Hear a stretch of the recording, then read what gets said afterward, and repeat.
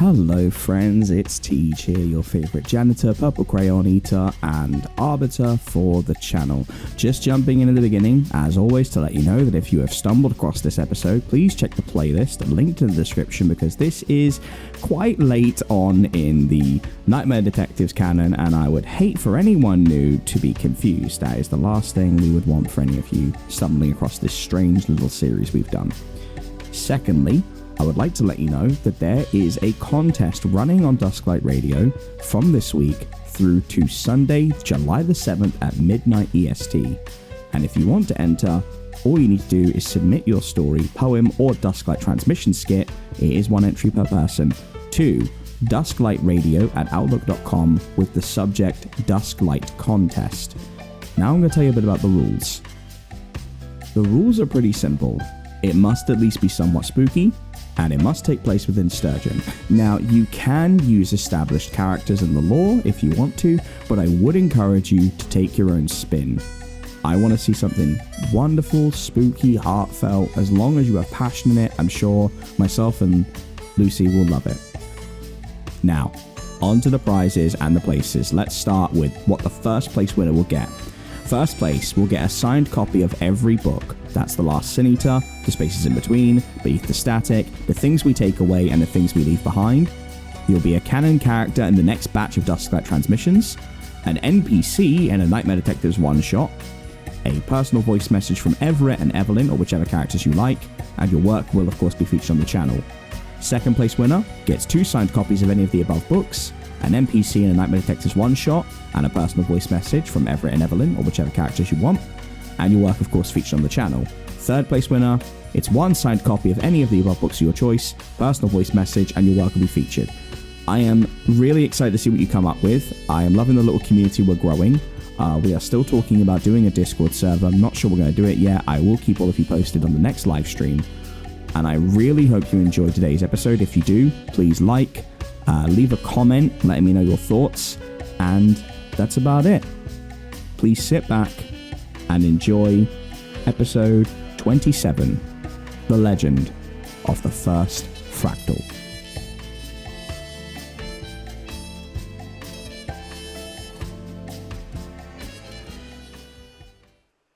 We rejoin in the aftermath of one of the most unfortunate decisions that has been made in the history of the Nightmare Detectives.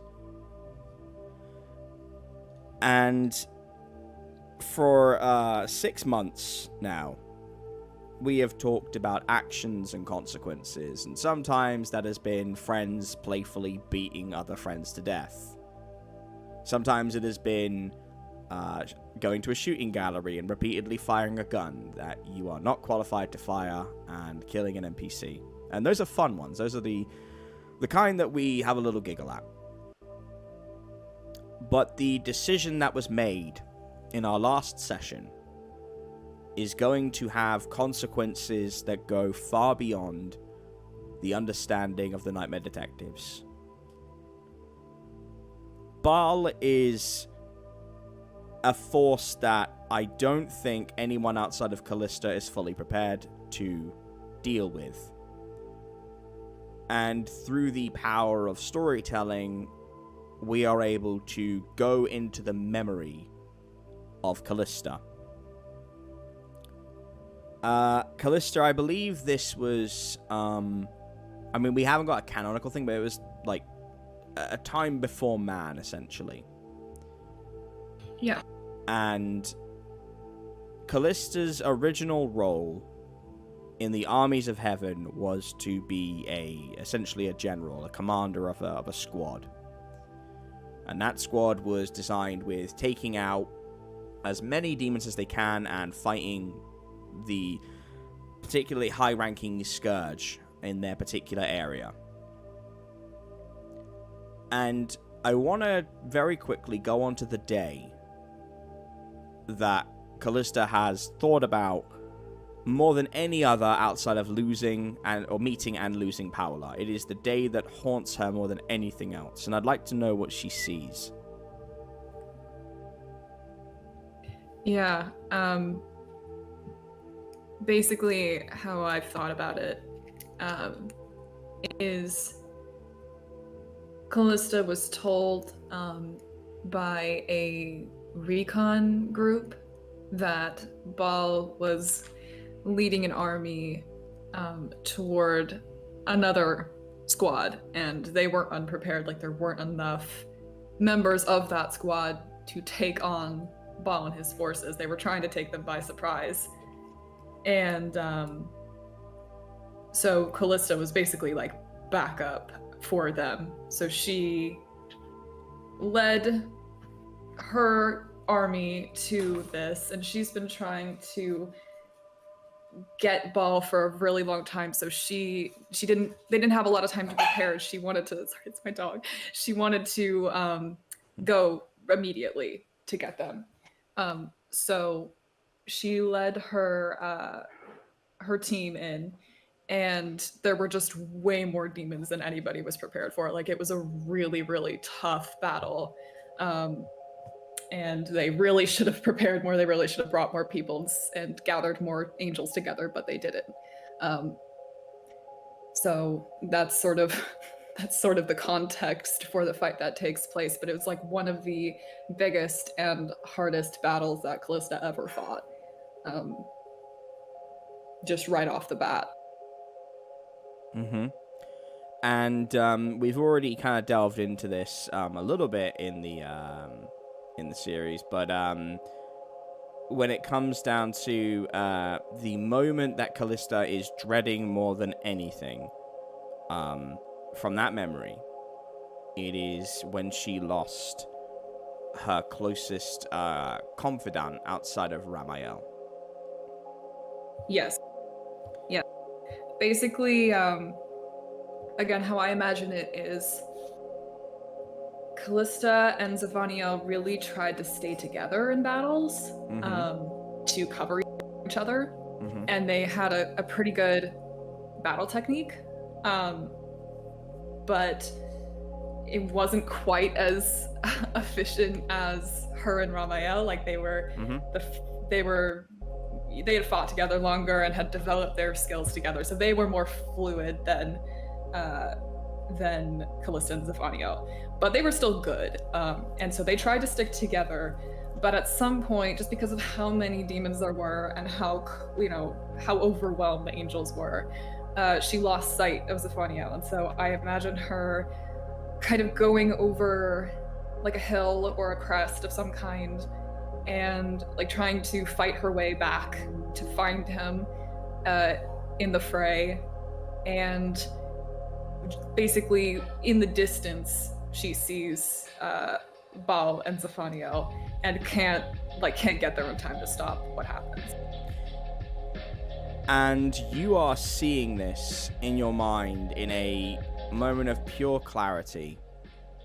And I would imagine your mind does go to Ramel, and I'll let you ruminate over whether you want to contact them or not. That's up to you. But as you are watching the desiccated and twisted form of Flebs jump from fire escape to fire escape and go out of sight,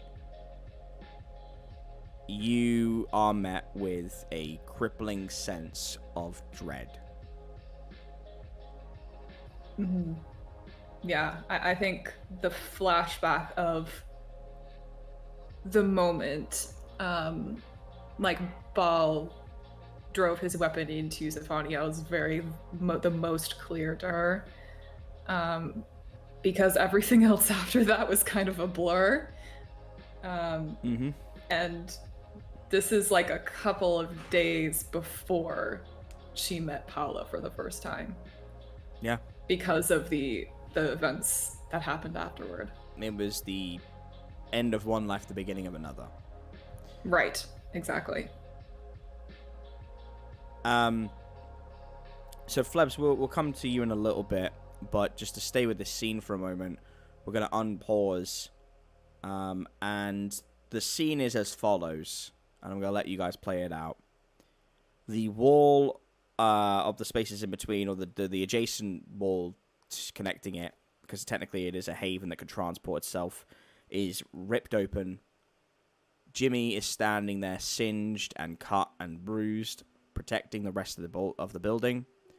Callista, you're next to him. Fala and Jericho, you are behind the bar. You're nowhere near this. Fala, you're looking after Payne Gunkerson and Muldoon.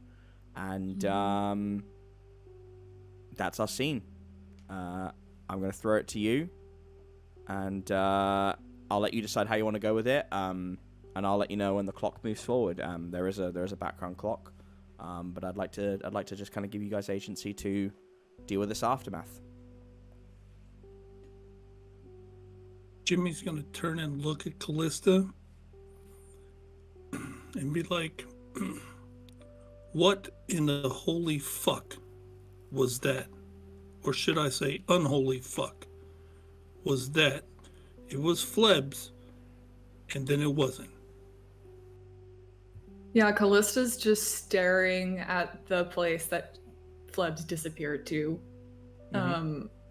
Completely frozen for a little bit. And I feel like Jimmy would see the kind of haunted expression on her face, like she's stuck in this memory, replaying in her head. And so it takes her a couple seconds to answer, but she says, "That was a demon. A demon I did not think I would encounter again on this planet. Not here, not now. I don't understand how it got him." Like, she looks really shaken up. I think because you're shaken, if you want to get any lore out of Callista, Jimmy, I think you're going to have to roll manipulate someone. Just because I think Callista's going to be lost in shock and thought.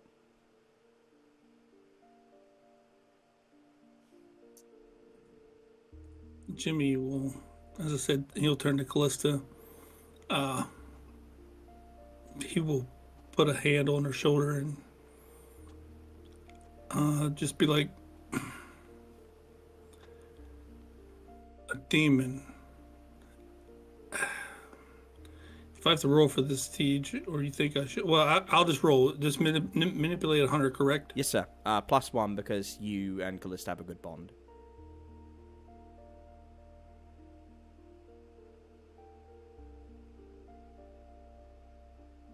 Also, Fala, I can't see you in roll 20, dear. Jesus. Okay. Okay. It's a 4. Callista, tell me what happens here.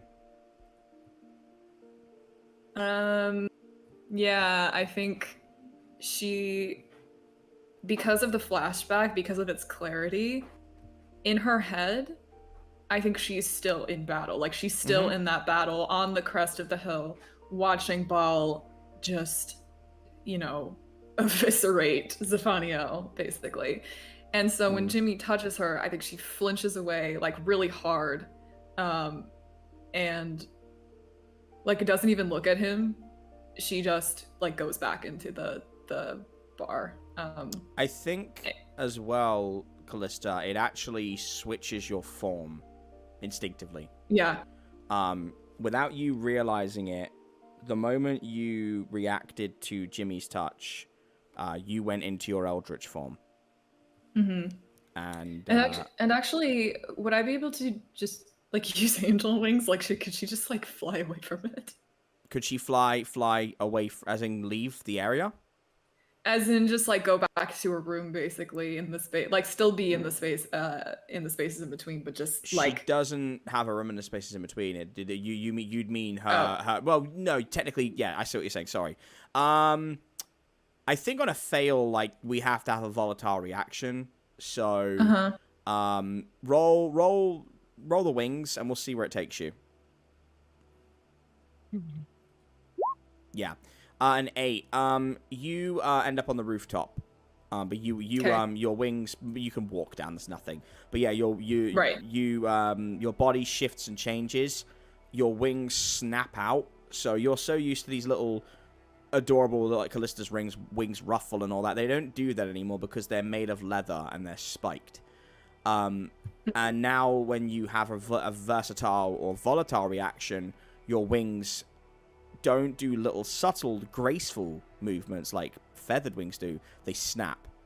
And so, Jimmy, you put a hand on Callista's shoulder. The wings snap out. They arc out fully. They wrap around Callista. And in a flash, she is gone.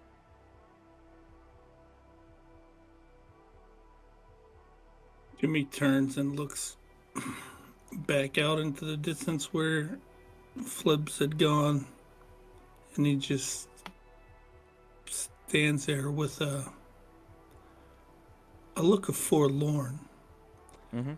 He's sad because one of his closest friend, the Nightmare Detectives, has flinched away from him, and he doesn't exactly know why. He thinks that maybe it's because of the violence he brought upon Flebs to have Flebs turn into the demon that he turned into, but he's unsure. Okay. Jericho, Fala, what are you guys doing? At the moment where we're at behind the bar, we have Muldoon and Pink Gungerson, but what like our, say, Endicott and Zephyr and Babylon Endicott's there. Endicott's there. He's fine. Babylon and Zephyr are recovering. You will need to go and check on him. Then that's what Jericho would like to do. Okay. Yeah, sure. I try to think if that'd be an investigating. It's not really a mystery, is it?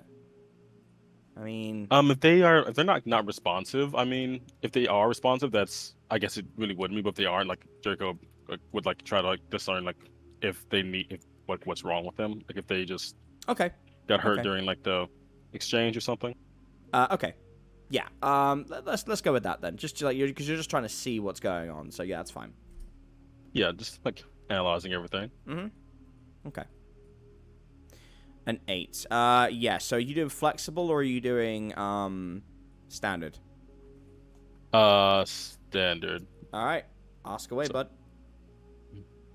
Let me see here. Oh, maybe I should have flexible. Actually, no. Sure. Cool. I already rolled. Oh, do I need to roll again? No. If you, but you just tell me what you're choosing. Are you choosing standard or flexible? I'll let the roll stand. I'll do flexible and just that kind of just ask. Okay. Are the two of them okay? Or... Yeah. Babylon shielded Zephyr from a lot of the damage. And you're not certain, but it looks like something came out of his back and receded in as you turn the corner. But he is shielding Zephyr, he's shielding them, and he is not responding when you, like, I guess, call his name out. Then instinctively, like, did Jericho roll, use magic to heal Babylon? Yeah, sure.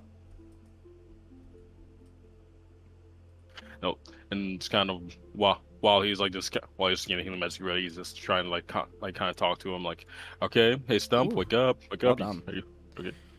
Yeah, 12.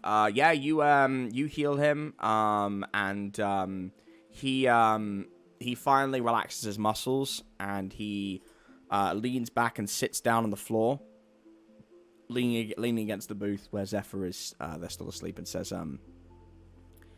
I just acted. I don't even know what came over me, but I felt magic, Jericho.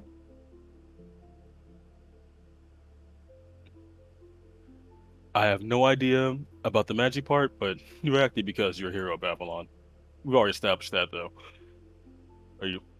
Are you good to move further back into the bar, maybe behind the bar, maybe where the hole in the wall isn't. Is it? Would you like me to take Zephyr to the infirmary over at the office? I want to Please. be useful. Okay. He puts Zephyr on his back and starts walking over to the to like one of the exits and says, you know, Jericho, most of my life I didn't know I was special, but I told everyone I was. I think I told people because I thought if I say it, it'll become true. And they'll leave me alone. But you know, maybe you shouldn't get everything you wish for. Because then, when it's gone, you just find yourself longing the lack long after. And he sighs and leaves the room.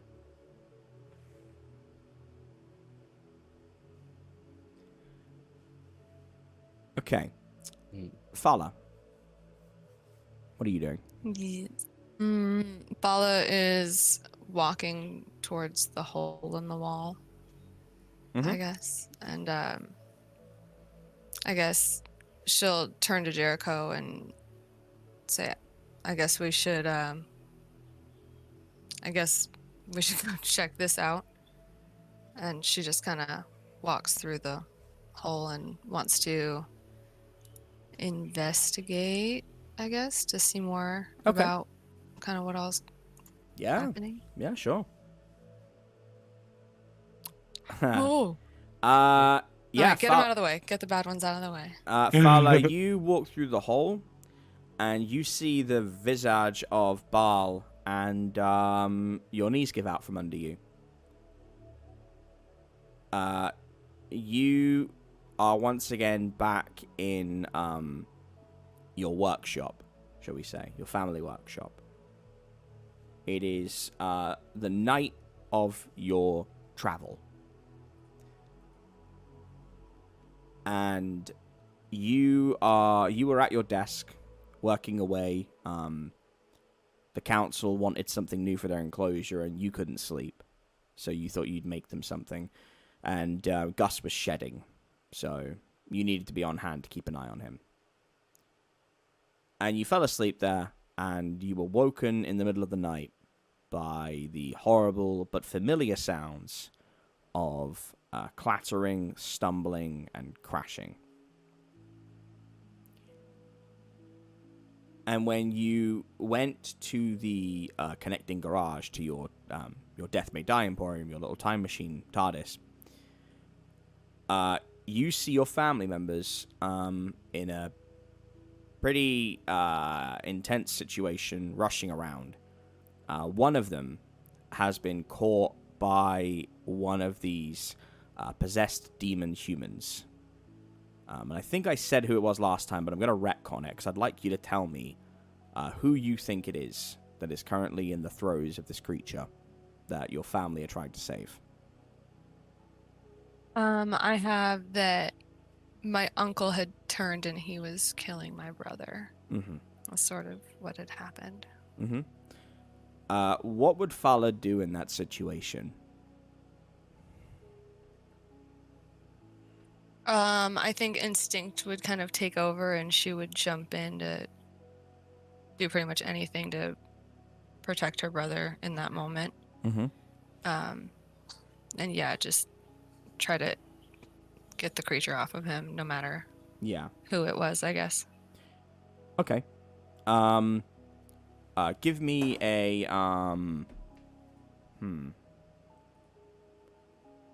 give me a tough roll. Oh man. Okay, 7. You jump on your uncle's back and try to pull him away, and you get him to release his grip on your brother for a moment. His hands are digging into the soft tissue of his shoulder.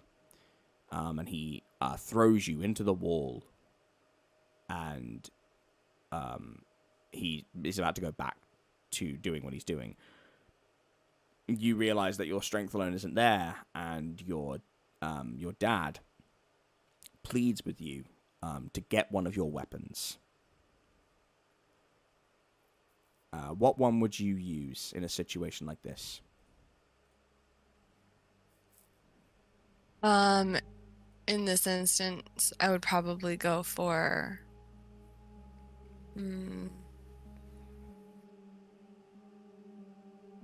I would probably go for the heavy futuristic just because it does the most harm. I also have a blade, but it only does 1 harm, so she'd probably go for yeah, the large weapon because it does the stun as well. Okay. I've got a design in mind for this now, and I won't introduce it here. Yay, it is a shoulder-mounted blast cannon. And the upper chamber is like a dome, and you can drop in materials to it to create an elemental effect, similar to Jericho's gun, but it is significantly more potent. And you came from a very passionate and devout Irish family, hence the McNamara, Fala McNamara. And you see your grandma who throws you her rosary beads. And you pop open the top of the gun, you put the beads inside, and you push a button, and they dissolve. And they swirl into a brilliant, bright light. You mount the cannon on your shoulder, and I want you to give me a sharp roll first. 12. Amazing. You steady your aim, and because you are you're well built, despite the world you live in, you have always been scrappy. You're a junkyard kid. You're strong. You mount the cannon and you aim down the reticule, and you hear the beeping, which when it stops beeping quickly and goes to one single tone, it means you've lined up perfectly. You hear that tone, and you hold down on the trigger and feel the energy generate. And I want you to roll a kick some ass with a +2.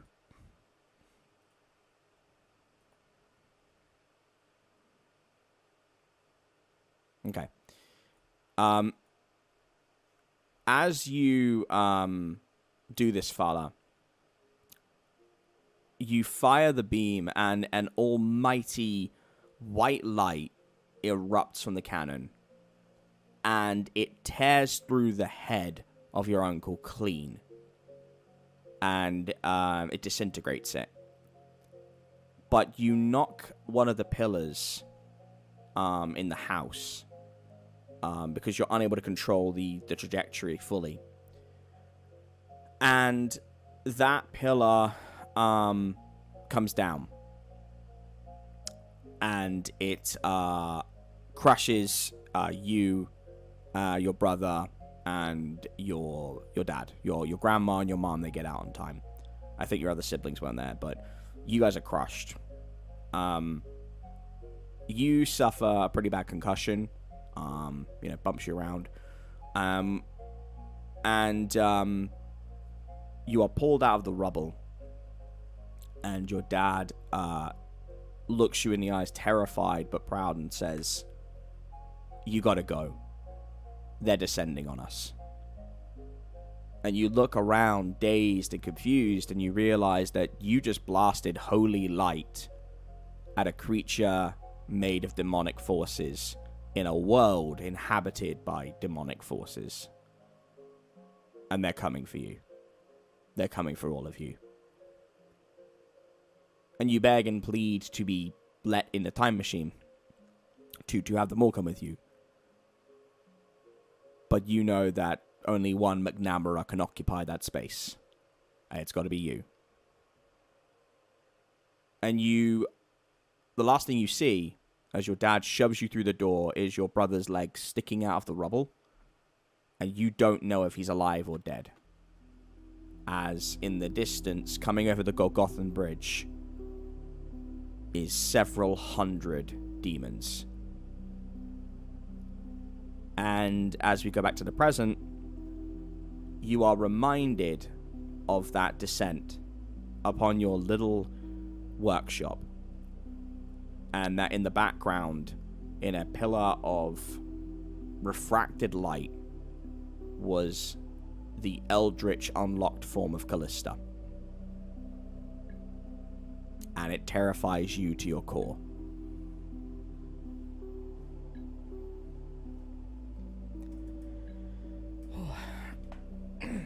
Fun session today, gang. So much. Some good vibes. So much fun. Cozy vibes. Cozy vibes. Yeah. Lots of warm fuzzies. Hey, stop. Flebs, we'll go to you real quick. You are floating in a dream state right now, my friend. And I want to know where Flebs kind of goes to in his happy place or his sort of like comfortable place in his mind.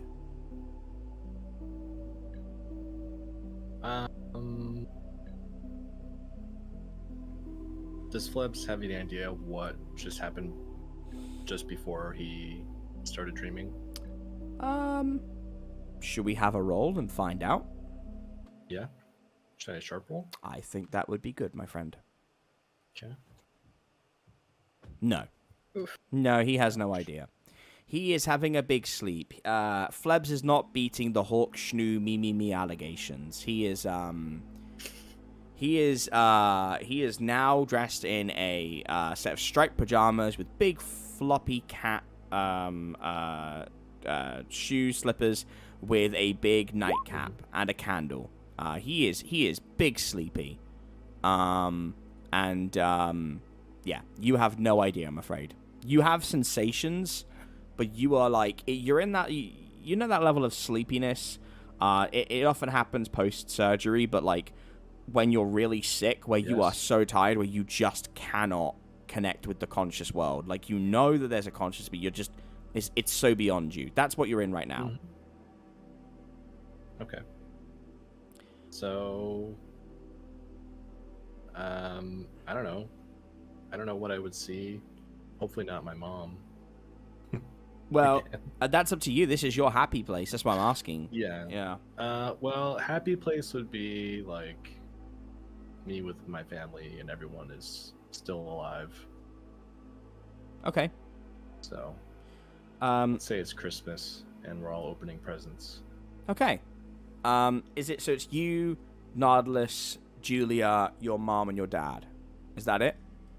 And my other brother, yeah. Your other brother. And Okay. his dumb wife. What is your other brother's name? Let's.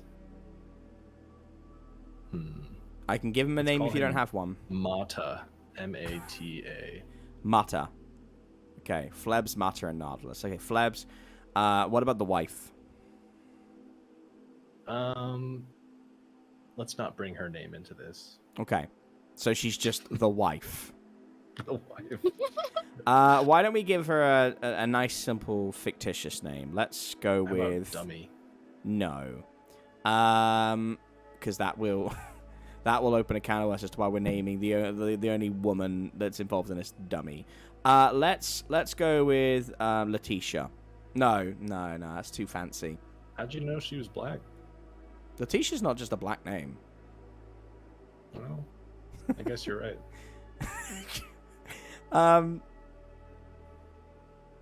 Let's go with Stacy. All right.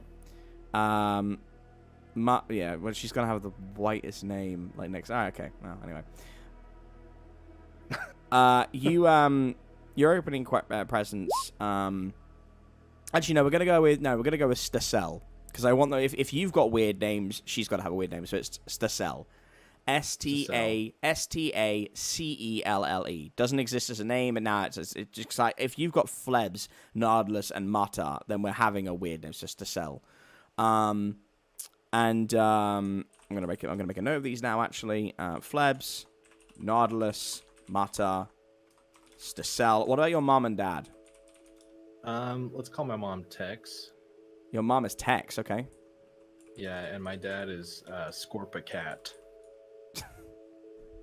You're making this very difficult to pronounce, buddy. Amazing. Are you just a family of druids? No, Sounds like it.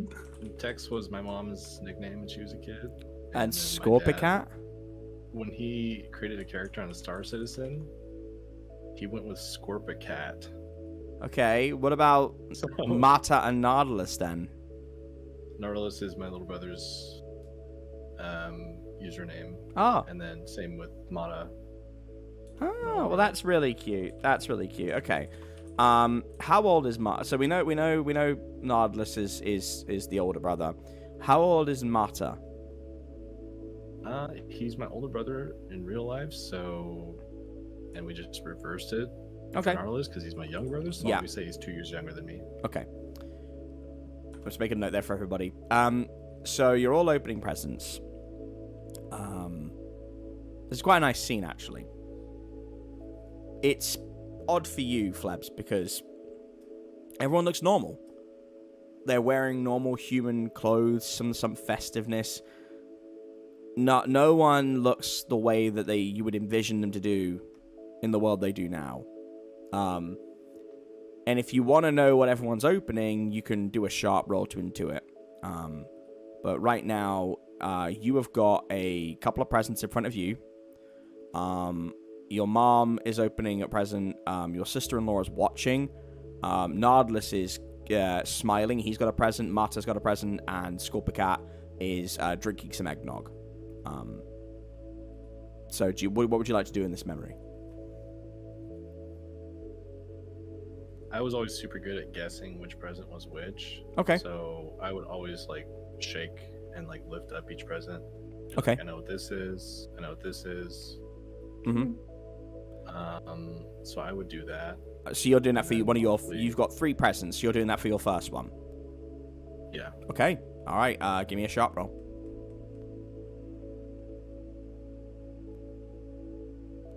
Wow. My guess would be it's a I don't know, video game. Okay. Let's see that sharp roll. I did. It didn't come up. Really? Nope. Oh, it says my connection has been interrupted. Let me Ah. refresh. Oh no. That's Oh. weird.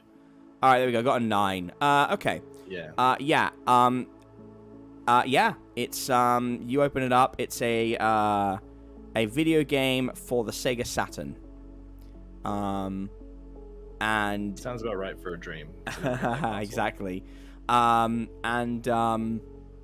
It was made by Branch Industries.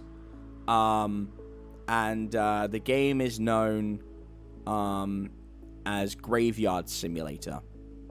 And you look to your dad, who gives you a knowing smile and like lifts his nog cup and then carries on drinking. And your mom and your brother are still opening presents, if you want to guess what they're doing or what they've got. Thanks, Santa. Yeah, I look at my mom. I'm like, I bet she got some kind of cooking thing or some clothes. Okay. And my brother's wife, I would always buy them. I bought everyone really nice underwear. But she's not opening presents. She's just kind of watching. Oh, okay, good. It's so right now the people opening presents are Nautilus, Mata, your mom, and you. So you're gonna have one guess for each of them. And I'm gonna give you one roll for each. So you're saying your mom, you thought was something cooking related, yeah? I can't connect to the game right now. How very strange. Okay. I will do it Even for though you. I'm in Discord. Yeah, could you sharp me, bud? Of course I can. What good is a DM if I can't control your rolls? Yeah. I knew it. What? Knew it all along. Huh? No, guys. No. And it's on recording too. Beans. Yes. Good thing I don't edit these. Wait, hold on. Trevin, who was in Paris? That's what I thought. French. Friends. Okay, it was a 9. Yeah, Flebs, she opens it up, and it is known as the Siren Song Cooking Tip Book. Mm.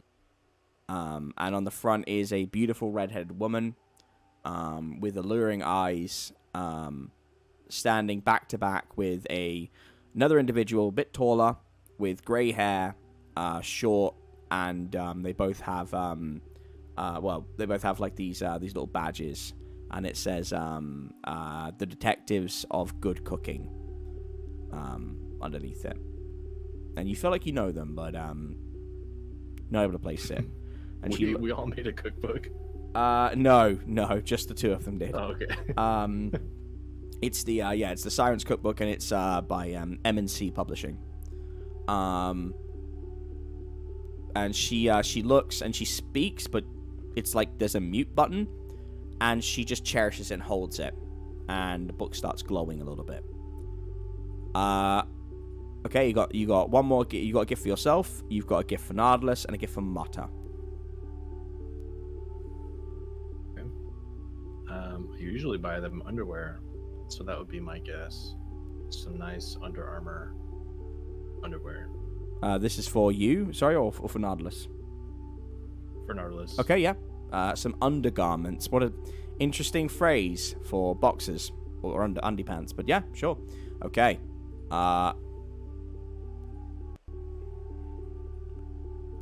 And how is Flebs feeling in the background right now as well, like watching all this? Pretty floaty, pretty out of body-ish. Mm-hmm. You know, I don't have a Sega Saturn, so this is kind of stuff that feels very foreign to me. Amon's voice is not carrying through the room. Yeah. So something's off here. Yeah. He opens them up, and sure enough, it's a pair of pajamas, like lounge pants pajamas, and they're full of skull candy images, and Grim Reapers, and gravestones. And he smiles, and he hasn't got yellow teeth. His teeth look really nice, and he looks like he's looking after himself. And he looks genuinely happy as he hugs them. And again, the pants start glowing, and there's a little tag on the side, and it says McNamara Futuristics. All right, gift for you, gift for Mata.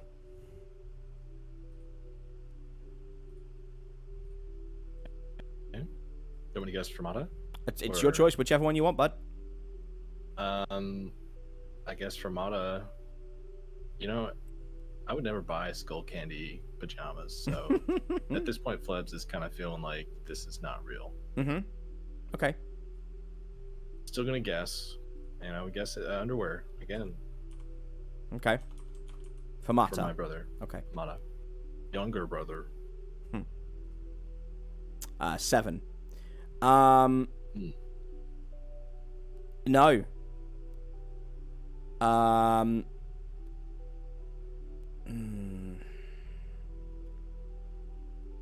boy. No, Flebs. When he opens the box, it is something. Oh man, do I want to? I'm gonna. Okay. I am going to be a dick here at the moment, but I am going to freeze this scene because it's going to play in. But he opens it up, and it is dripping with blood. And that blood begins to seep onto the floor as he holds it up, and it's blurred. Whatever it is, it's blurred. Your brain is not letting you see it. And you start tasting iron in your mouth.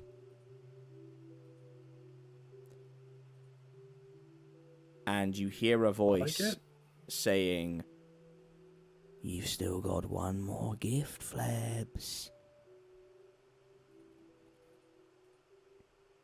Okay, Flebs would recognize that voice, right? Yeah. Oh, yeah. Yeah.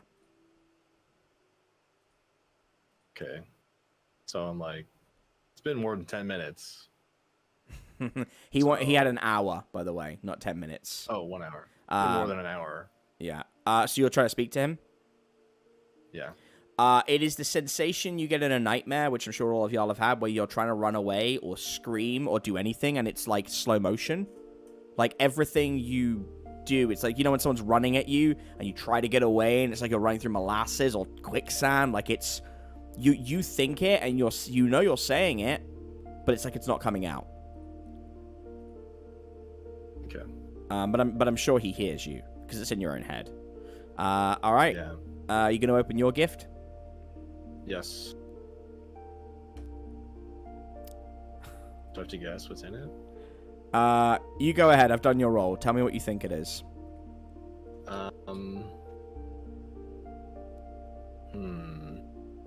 Hopefully something useful to the plot. I don't know. Well, you got a 4. You Holy open it shit. up, and it is a little placard with a bow on the side. And it says, dinner reservation for 2. Jimmy the Third and Flebs Taylor. And then beneath Jimmy. it says, this one's on me. And it has the brand mark that you all received.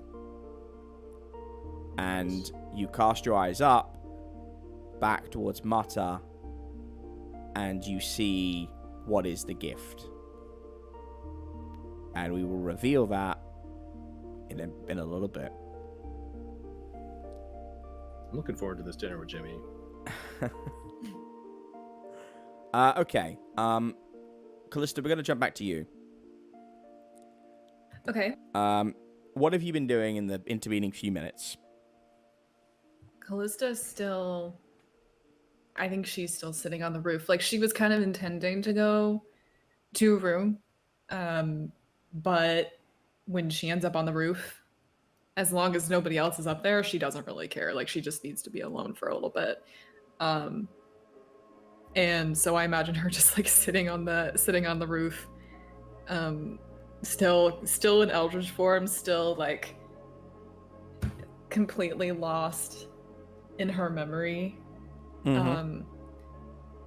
And just sort of trying to work through it. Okay. You hear a familiar noise from behind you, Callista. I'd like you to make a sharp roll to see if you can ascertain what it is.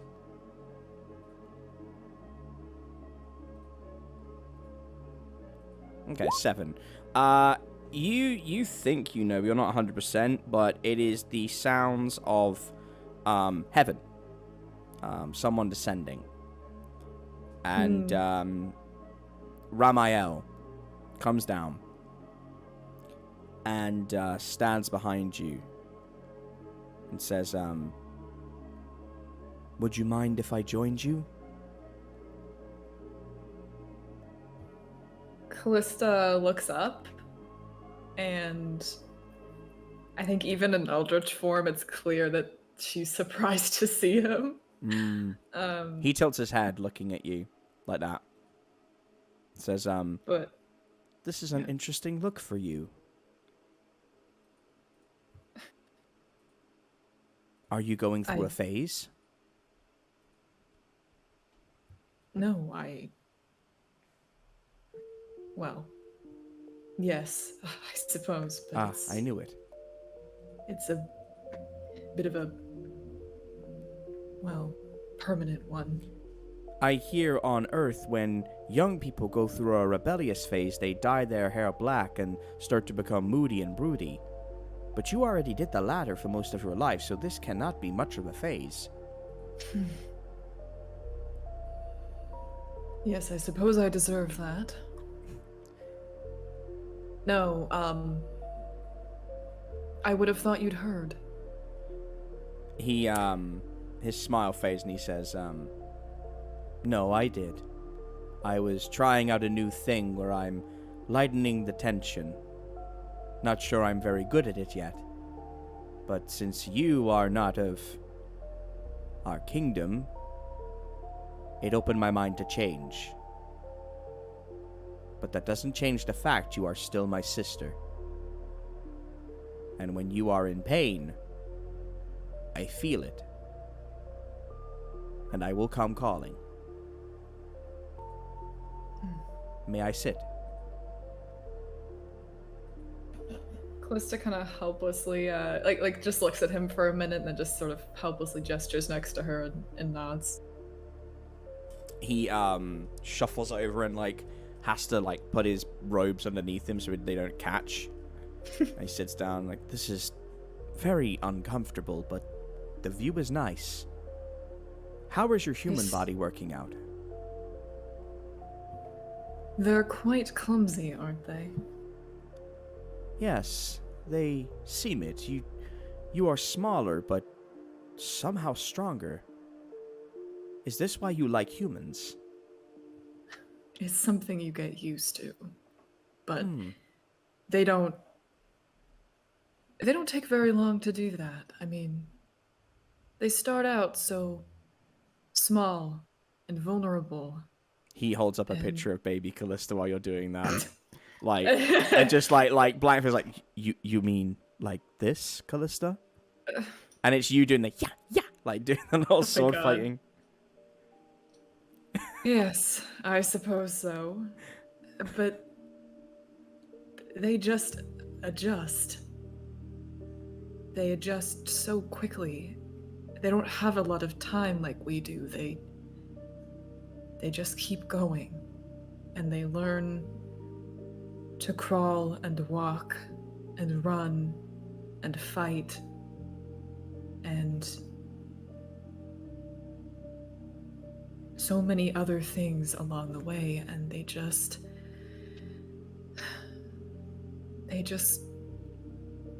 thrive here. I don't understand it sometimes myself, but like I said, it's something you get used to the more you're around it. I didn't really do that. I don't think.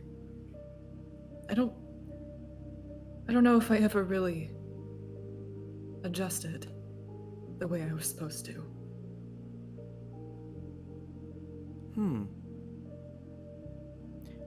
Call me crazy, Callista, but I don't think that's a bad thing. All things considered, I think you turned out exactly the way you were supposed to. You know, I do not know much of this world, and I know even less of our own, all things considered. We are older than time itself, you even older than that. And yet our knowledge is so limited. To know that my father, to know he is but a small fish in an infinitely big pond, well, that is a humbling thing. And it makes one consider their place in the world. When we found out about what you are, I took a leave of absence, and I went and watched human beings. I watched them quarrel over minute differences. One group wanting to exist as they feel they should. Another group invoking the Father's name, saying this is evil and sinful. They bickered, they fought, they spilled each other's blood. And I felt disappointment. All this time, all these lives, wasted over hatred. And I was going to come to you and scold you for the times you've spent here. And for a moment, I thought I understood what Michael meant. And that changed. I went to a little town right in the middle of a storm. Every other house had evacuated. but just one was left. You see, they had to stay behind. One of the elders was disabled, and they were not willing to leave without them. And I listened in on the conversation, and no one would help them. They were all too scared. And they said, it's okay. I would rather spend my last minutes here with you than 40 years without, knowing you were on your own, in your last moments, gripped by fear. So do you know what I did, Callista? Callista, from the moment he said that he went and observed humans, has been watching him with like surprise and a little bit of awe, and she shakes her head and says, "No. What did you do?" He holds up a bracelet and it says WWCD. Oh my god. I unfurled my wings. I flew down. And I took them away. And I used lay on hands when I found that one of them was hurting. And they said to me, "You are a sign of God. You are a divine messenger. We will pray for you." And the young one was making bracelets. And I said, "You don't need to pray for me. I did what any human being should do. I just saw what my friend Callista did, and I acted. I thought, what would Callista do? The little one made me this. It chafes on my wrist, but... Callista, I do not understand what you are. I understand less what I am becoming. But you have brought about a great change in our world. And while you are hurting right now, and ruminating on the mistakes you've made, that does not change the mistakes you can prevent in the present. Do not get lost in the forest and be unable to see the trees. Do you understand?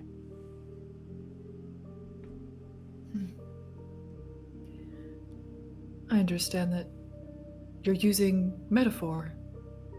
That's a new one for you. Yes, it is. I must be getting old. Wistful. I understand. I've been there. And then she looks down for a second and says, "You gave me another chance. You gave them another chance. Why?"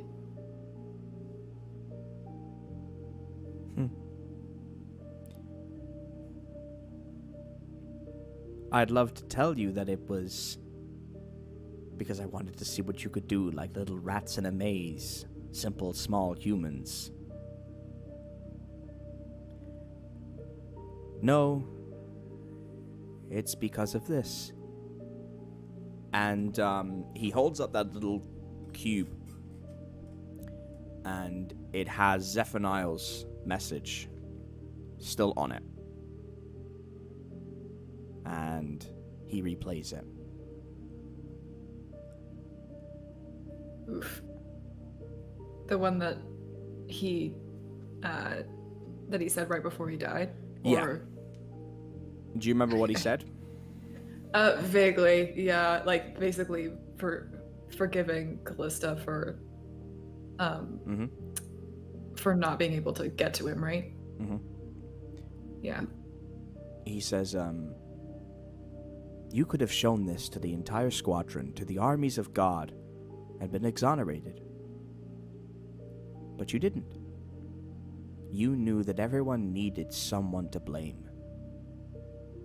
And you, lonely little Callista, who spent most of her days slashing the air and dreaming of becoming a big, bad angel of darkness. Callista, who frequently ate on her own, unable to socialize with the others. Callista, who, when taking charge, was very hard to trust. You let yourself be the martyr. And 2 days later, you fell in love. Isn't that just the way? Out of death, there is life. Out of life, there is death. All one big, beautiful cycle. He forgave me. I'd almost forgotten I'd seen that. Yes, he told me that it was all right. And I hadn't felt that way for a very long time.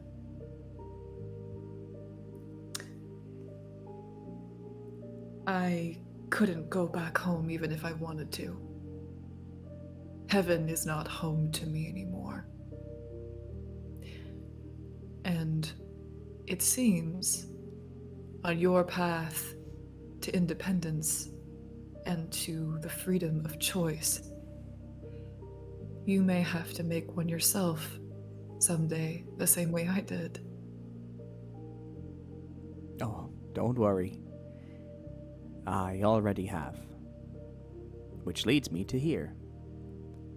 I've been listening in. Sorry, I realize that is rude. We're not really very good at boundaries, us angels. It seems you have a thread to tie up. And if it's what I think it is, you're going to need the help of an angel. And he holds out his hand to you. Callista looks at it for a second and then looks at him and smiles a little and says, "So you do trust me?" And then she takes it.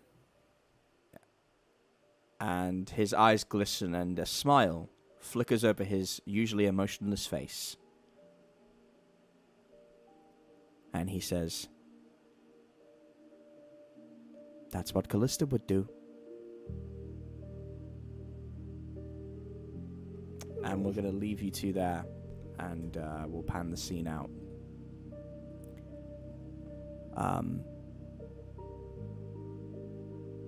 We're going to have a little bit of time pass.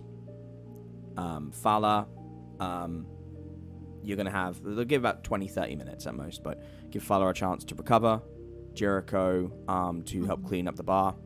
Jimmy to dress some of your wounds. You can heal for 3 harm. Callista, you can formulate a plan with Ramel. And you're all going to meet back in the bar by the hole in the wall about 15-20 minutes later to figure out your plan of action.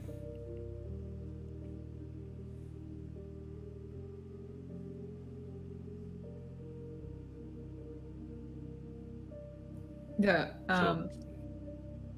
Go ahead. Sorry, I was just gonna say Callista will, like, when Callista walks down, she is walking beside Ramel when she joins them. And before anyone can, like, mention that, she speaks up and says, "We have a little bit of extra guidance on this mission, it seems." Hello. I am Callista's step-sibling. It is lovely to meet you all. I have many embarrassing pictures of Callista, should you need to see them. That is what siblings do. Yes, please. We can't do this again. Is that Hey, not nice what... seeing you again. Hello, is that not what siblings do? Right. I mean, I wouldn't really know necessarily, but we don't have time for that. Very well, I Right will hold now. on to it. We will make a compilation of baby Callista videos later. Great. He's like a passive aggressive Capri. Oh yeah, Capri's been sleeping most of this away, by the way. He's doing the Gus, and he's just like resting and like occasionally like rumbling on Callista's head. Yes, well, a lot of the angels that I knew were a little bit robotic in nature, but that is how we were raised, so. Fair enough. In any case, we need to go free Flebs from whatever it is that he got himself into. And we are strong together, but we are not strong enough to simply kill the demon that has possessed him. I think with enough training, perhaps we might be able to chance, but as it stands right now, we would surely all be vanquished. So we must come up with another plan.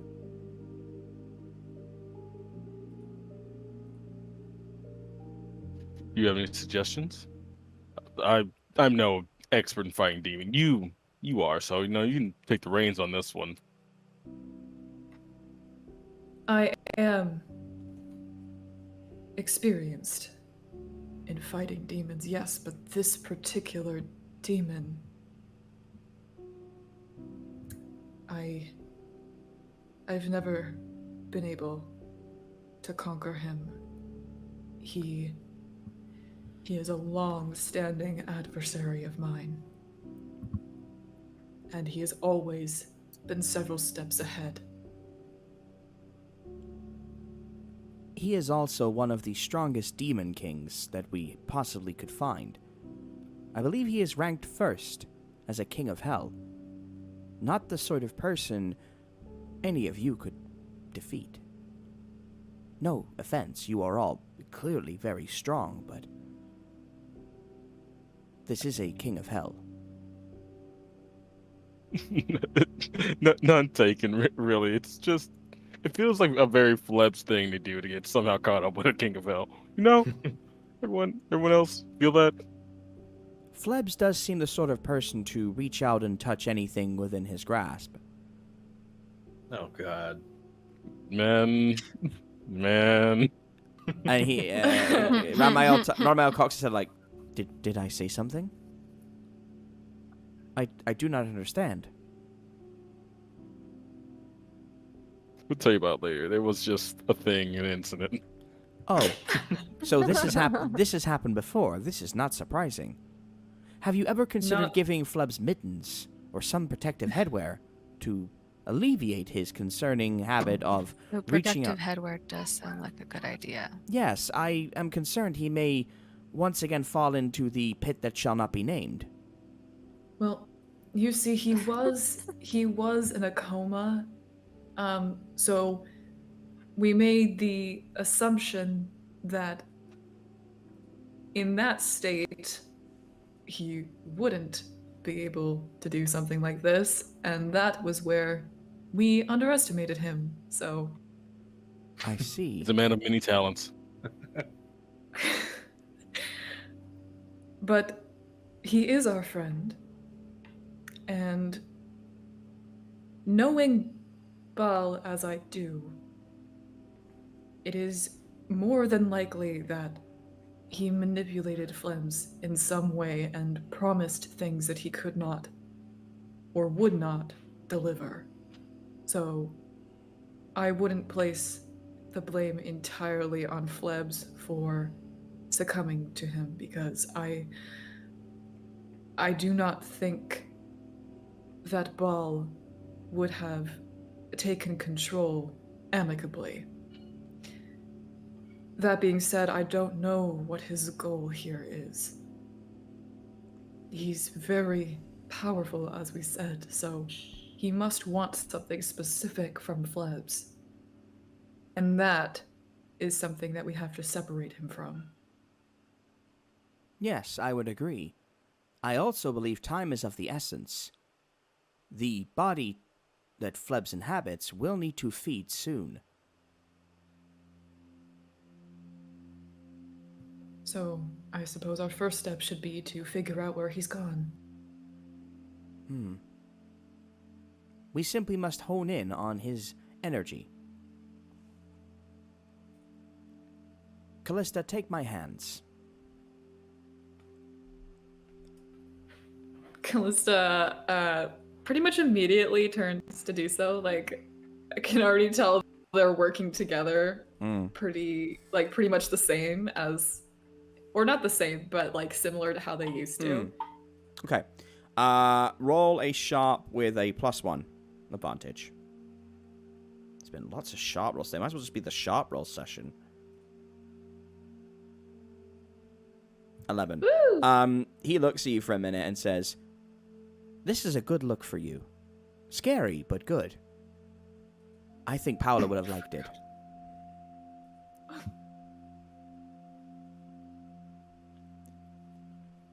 Callista,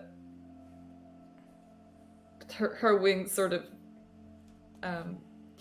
not snap all the way out. That would be a little chaotic, but they kind of like twitch slightly as if they want to. And she looks at him and says, "It is much different from how I used to be."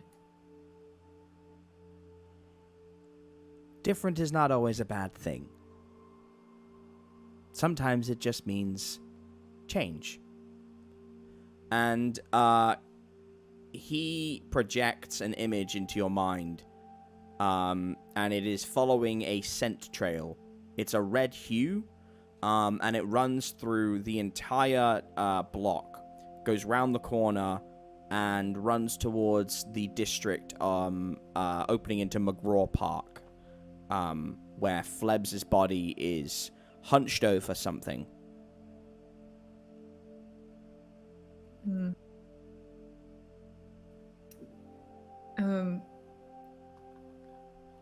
Callista turns her head back to the others where they're standing and says, "As we've already alluded to, Baal is a demon of great power and therefore great destruction. So, not only do we need all the help we can get, but we're going to need all the protection from those around him that we can muster. Do you understand?"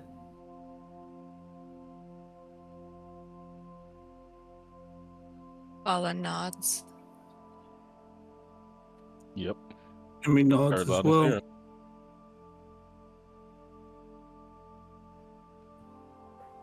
Then I believe we must leave at once, as long as you are all prepared. I will say it is a very important piece of knowledge to pass on to you, that no matter what happens, do not let your emotions get the better of you. That is exactly what Baal wants. You must stay calm.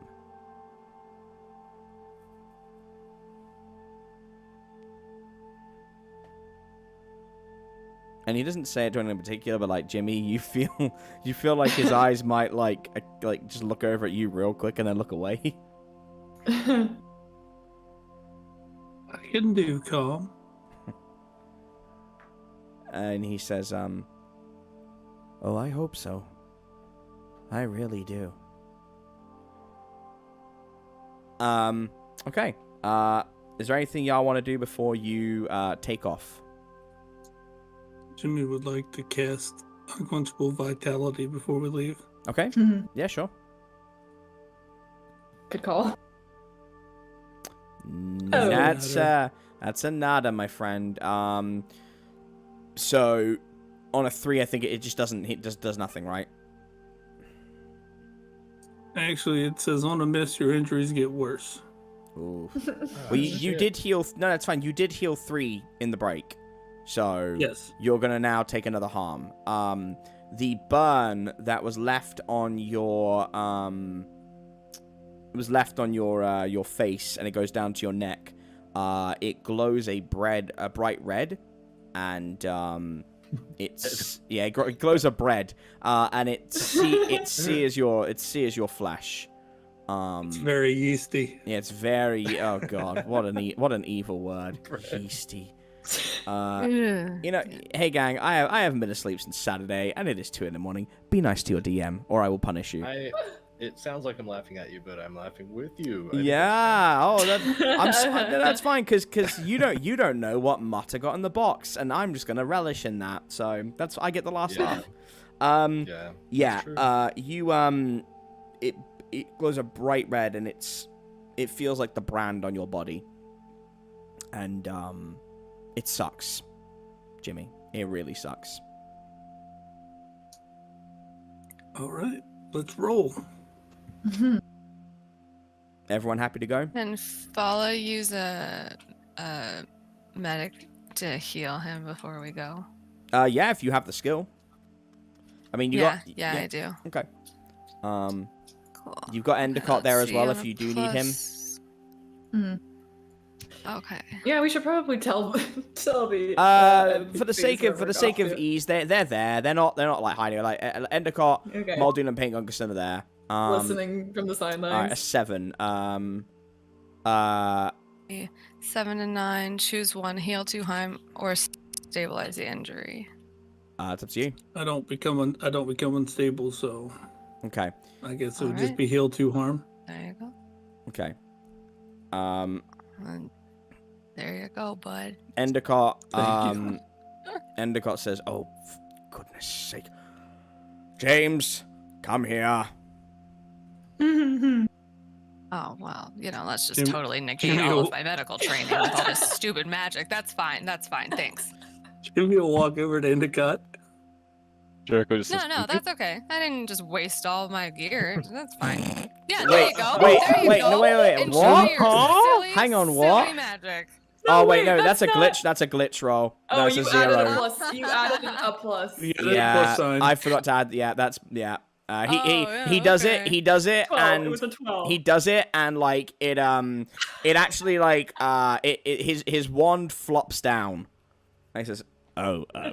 He looks at Fuzz and this has not happened to me before. It's still Yeah, I'm sure. no, it hasn't happened. No, shut up. No. No. Oh no. And I forgot to add the 3.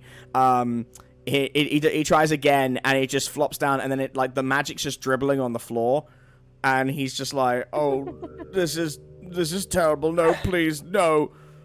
One more try. And then he gets Oh my sucked in. gosh! And this All right, time, I feel hustled. this time he the wand just goes chong, and his feet dig into the ground, and one moment. Supreme heal,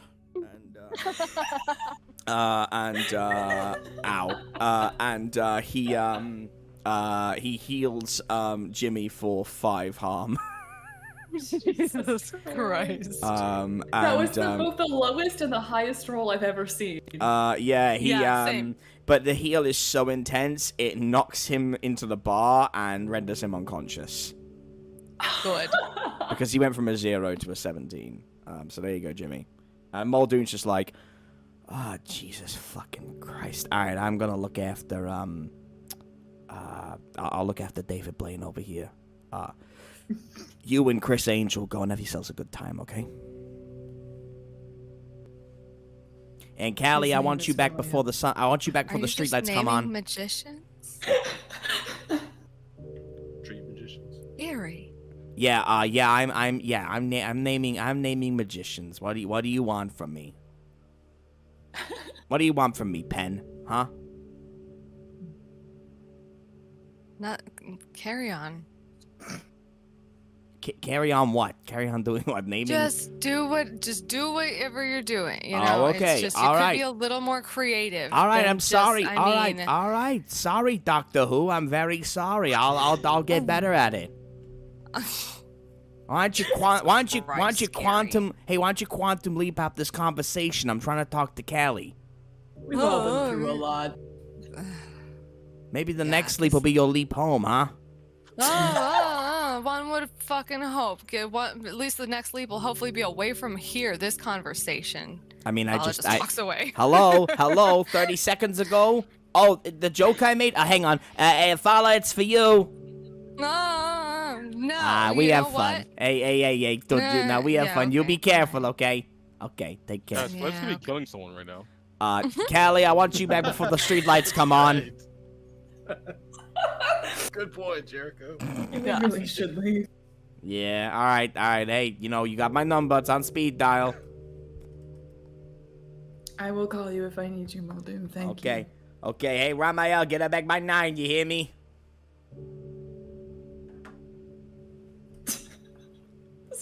TJ, you're wrong, man. I don't think Romeo would understand that.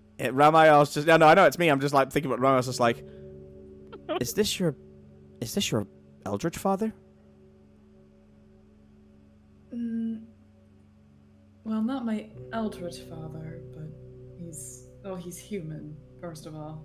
No, I see that. But that... and then he goes, oh, and puts his hands up and says, I am not sleeping with your daughter. That is not happening today. No. We do not do that. We do not do that sort of thing. She is Eldritch. I'm leaving now. Goodbye. And he just walks out. As like Muldoon's like arms across and he's giving him the stare. And then when he leaves Eyeshot, he starts laughing his ass off at him. This stupid fucking angel. Fucking someone tell Michelangelo to go check himself. Okay, honey, bye-bye. Callista looks for a second like she's gonna ask more questions, but then she's just like, I'll see you later, and then she leaves too. Okay. She doesn't understand half the things that just happened. All right, we'll take our break there. You all begin following the trail that was implanted in Callista's mind, and it eventually leads you to the McGraw Memorial Park. It's a pretty big area. It's got its own like little woodland areas, little trails. Like it's not something you could see the end of by going into it. But you know that somewhere in here, Baal, aka Flebs Possessed, is. What would you like to do?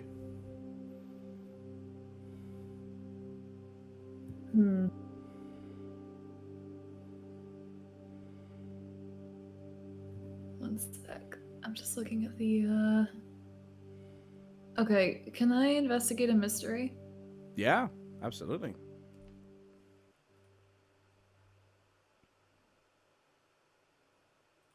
Yeah. Okay. Let's see here. Just a moment. I wanna ask, where did it go? Sorry. That's okay. You cut out for a second. Okay. So you got a 9. Yeah. All right. Where did it go? On a 9, it went deeper into the woods and trailed off at the halfway point where the fork is. Okay. Well, I guess Callista will, like, as they look into the entrance of the park, Callista takes the lead and leads them to where she senses the end of the trail fades then. Okay. Which is, you said, a fork in the path? Mm-hmm.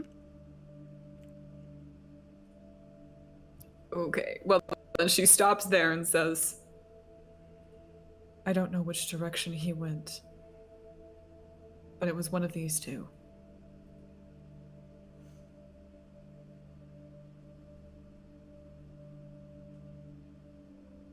So, do we split up, or is there another way to track him? Can Jericho roll read a bad situation using his third eye? Mm-hmm. Yes, you can.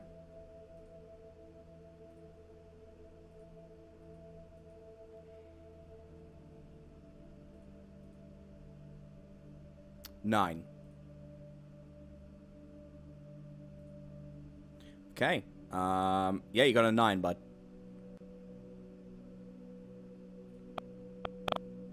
On hold, and you can see invisible things. And for the reading a bad situation, I want to ask. Mm-hmm. Are there any dangers we haven't noticed yet? Okay. All right.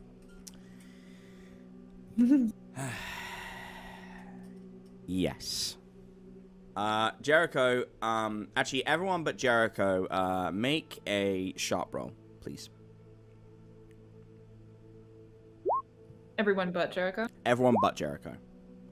Holy shit, guys. Damn. Holy shit, Oh my god! Some Feeling smarty pantses today. We are on alert. Okay. So, what happens essentially is, you hear the ground rumbling beneath you, and, all of you are able to jump out of the way in time as a split comes up in the road, and, huge chunks of, like rebar and ground are pulled up, and they're sandwiching together like a almost like a tomb. And luckily, you will get out of the way pretty quickly. But you were nearly crushed to death. And yeah, you are standing there, and all the birds have flown away. And you are definitely under attack. Great. Okay. But they haven't revealed themselves. Okay, I was just gonna say. Okay, I was just gonna say. Guys, I think there are dangers here we haven't noticed yet. You don't say. Spell singing intuition. Do we at least have a direction as to where it came from? Yeah, it's back on the trail you came. Oh. So they're chasing us?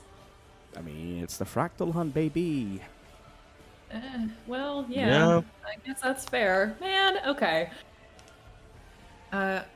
We do not have time for this. I know. Imagine if we left 20 minutes earlier.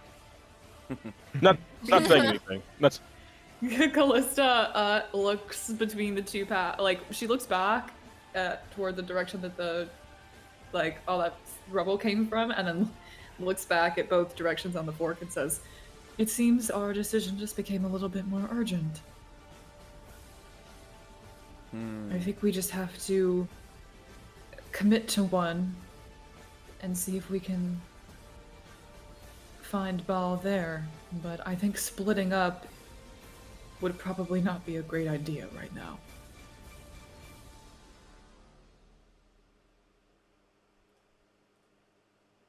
agreed. So, which way are we going? Somebody flip a coin. Fala just says, "Let's go this way," and just starts going right. Okay. She is from the future. Jericho follows. Yeah, I trust her. She's wait, Jericho, future. do you start moving away? With the group, yes. Give me a weird roll.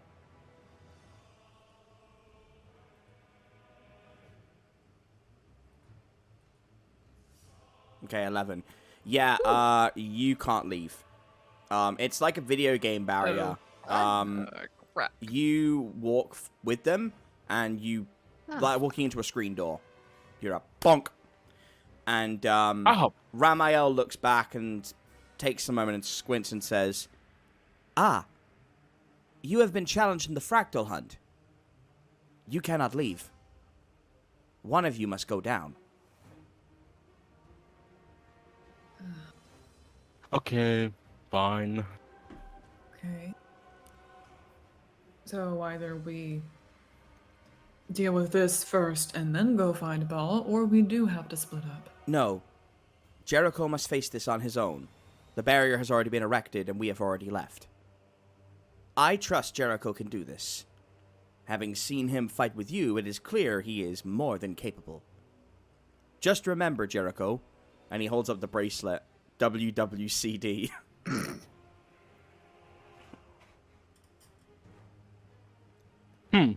I will make you one that says, "What would angel dust do?" if you make it out of here. WWAD. WWADD. Okay. Okay. Who am I to argue with an angel, right? Awesome. Thank you, Ramel. Please do not die. I'm not sure you'll make it into heaven. Good luck. What does he mean by that? Wait, what does he mean by that? He I don't know what he means by that. He just waves and Just said what runs he off. said. Yeah, Callista like looks at Jericho for a second and shrugs and says, "Yeah, I don't know about that either. But seriously, Huh? please don't die." It doesn't sound like I have an option now. She also turns and starts walking off, and then calls back. Just so you know, I would definitely fight in this situation. As would I. But, you know, barrier. Jimmy just holds a fist up to the barrier and says, "Don't die." We all have the exact same advice. This is the as they're walking with Jericho, like that was the laziest yet oddly sweet, like maybe final farewell I've ever had. Okay. I'm glad we're having fun right now. He's kind of dumbstruck right there, like, huh? In the face of everything that's going on, we have to laugh. We just have to laugh. Oh my god. Jericho, you look down the path though, and as you're fist bumping, you hear a voice on the wind. Wait! Jesus! Wait! Jericho! I'm coming! Huh? And Endicott tumbles into view, and he dodges behind a tree as a huge volley of earth is thrown at him, and like leans up against it and just slowly turns his head and says, "That fucker is crazy." Oh, I thought you were saying, but you know what? Thank you I for being heard here. the commotion, and well, you know, you're sort of my protege. I feel I should get involved a little bit. I appreciate that. All right. Because the last 30 seconds were painfully awkward and a little sad for me. That's okay, Jericho. We can do this. We're going to show them why we are the true ops. What? Okay, you ready? This goes out to you. And then he turns around and starts firing. This goes out to you, and you, and you. And as he's casting spells to defend, he starts, like, maneuvering, going, "Your reign on the top was short like leprechauns, as I crushed so-called willies, thugs, and rapadons." And, like, looks back at all of you, like, "Go!" Oh, we're going. We're going. supposed to run. Oh, got it. And just Callista and Ramel are already just jogging down there. Like we're going. We've been going. Bye, Jericho. Jericho is back to disbelief. I'm going to die here. Holy shit. We Okay. said don't die. We're gonna stick with Jericho. You and Endicott are going to roll initiative, and I'm actually going to be keeping our enemies' rolls secret for the moment. Actually, no. You know what I'll do? No, you know what? I will. I'm going to have this random character that I'm going to call. Wongus Bill. Wongus Bill is going to. That's going to be our placeholder with all the same stats as the character, but because I don't want the character revealed at the moment, so we'll do that. Jericho, you and Endicott are going to roll. Well, you know, got to keep some secrets. I want to finish strong today. You and Endicott are going to roll sharp, and we're going to figure out the order. When our sharp rolls for initiative? Yes, sir. Right. Let's So did you come into like a little robotic every now and again? Mm-hmm. It's because I'm doing roll 20. Ah. Mm-hmm. If you give me just a minute. Wow. Fucking 11. Like, do you ever roll badly? We're all so Sometimes. sharp. I was teabagged by a gorilla, so yes, I've rolled badly. Yes. Yeah, that wasn't that long ago. Oh no. Just not when it matters. Mm. And that's why we love Jericho. Okay. Yeah, funny way of showing it. Yeah, real funny way of showing it, guys. It wasn't We my said fault. don't We die. wouldn't. We couldn't. Sorry. We were told you have to do this alone, and then Endicott fucking came in. He told us It was the to go. compounding. It didn't compound right. It kind of just diminished the value when everyone's like, "Don't die, Jericho. Don't die, Jericho. Don't die." Also, To be fair, Jericho. I didn't say that. I just said sorry because I knew it wouldn't be helpful a fifth time. All right. So it's gonna go. It's gonna go Jericho, Endicott, and Wongus Bill. All right, Jericho. What are we doing first, buddy? Oh, can we see the Can you find out the approaching person there you yet? go. No. Not right now. But like, you could obviously use a move or a technique to take a look and see if you can ascertain where it's coming from. And okay, can I either? Let's see here. Can I make a sharp? Would that be a sharp roll to ascertain like where like where the spells like are coming from? No, I'd say it's probably more of a weird roll. I can't have you doing sharp all the time. It's basically just giving you easy mode to get through the game. Sharp and weird are like your best things as well. So I'm gonna use the other rolls on this one. I was just that. Mm-hmm.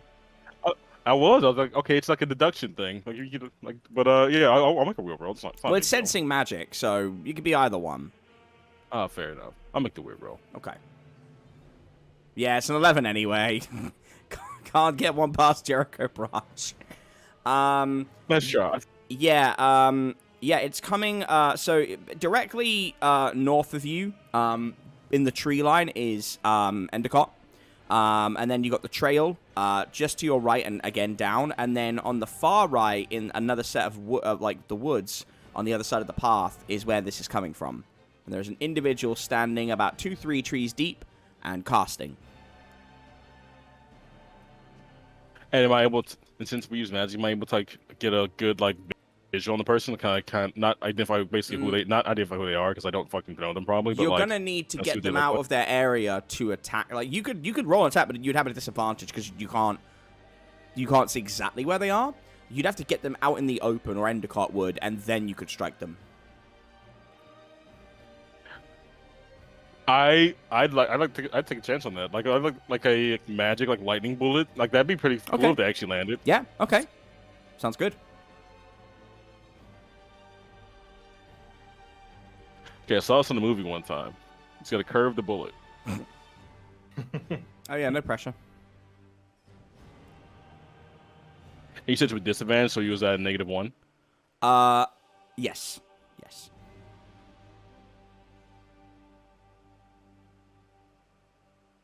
Well, it didn't matter anyway. It's still an 11.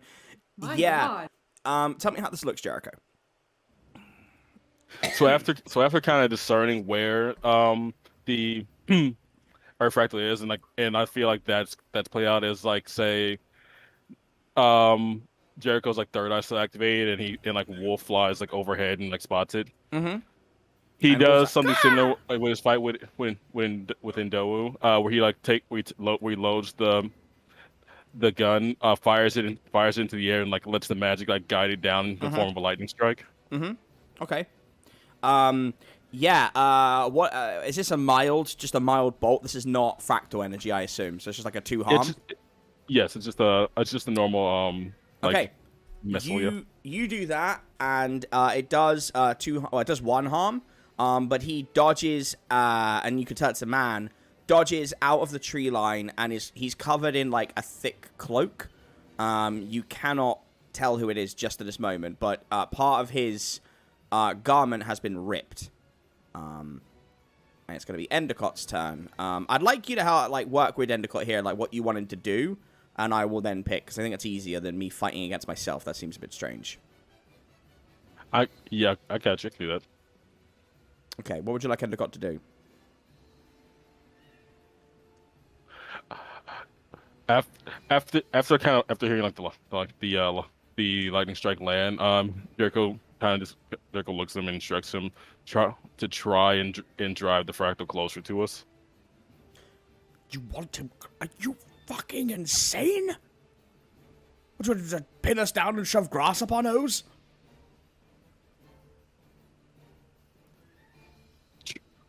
Just have a little faith. Oh, Jesus. Just a little bit. So what do you want to do? Use magic? Yeah, yes. And in a sense, like, could Endicott... I don't know. I actually don't know what kind of... Tell me what you want to do, and I'll tell you if you can do it. Endicott is, or if he has like a specialization or anything like that. Could he, like, either use Earth or, like, it's called Force/Wind, like, to try and, like, drive the, fractal closer? Drive him closer. He's on the opposite side to both of you. If you imagine it like let's just say he's perpendicular to Endicott. Endicott is, you are to the right of Endicott. You're staring down at, like, the two of them, basically. Oh, okay. Now I thought you've drawn him out. it was way further away than that. Okay. Well, no, you've driven him out of the trees. He's about 30 feet away now. Endicott's 15 feet from you. Okay, cool. Oh, thank you so much. Oh, Jericho yells to Endicott, freeze him. Freeze them. Them. Okay. I haven't done a code spell in quite a while, all right. Think warm thoughts. Think warm thoughts. 7. Oh, I meant to say cold thoughts. He fires he fires like a small magic missile, and it's like got a little like icicle, and it lands and hits the masked individual, the hooded individual, in the foot, and they're caught on the ground. Doesn't do any harm on a 7, but they are immobilized, and this person claps their hands together like Edward Elric in The Fullmetal Alchemist, and then with great tensing pulls their hands apart to reveal a huge boulder that they rear back as it begins to spin in their hands, and they roll it towards Endicott. And because this is a return fire, it's going to hit them, and it's going to do 3 harm as it rockets Endicott, and he goes back through the bushes and out of sight. And now it is Wongus Bill's turn. And I think I know what they're going to do. Okay.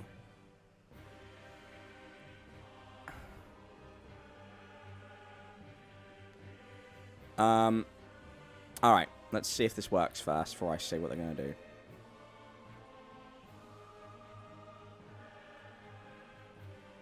Okay. Kick some ass.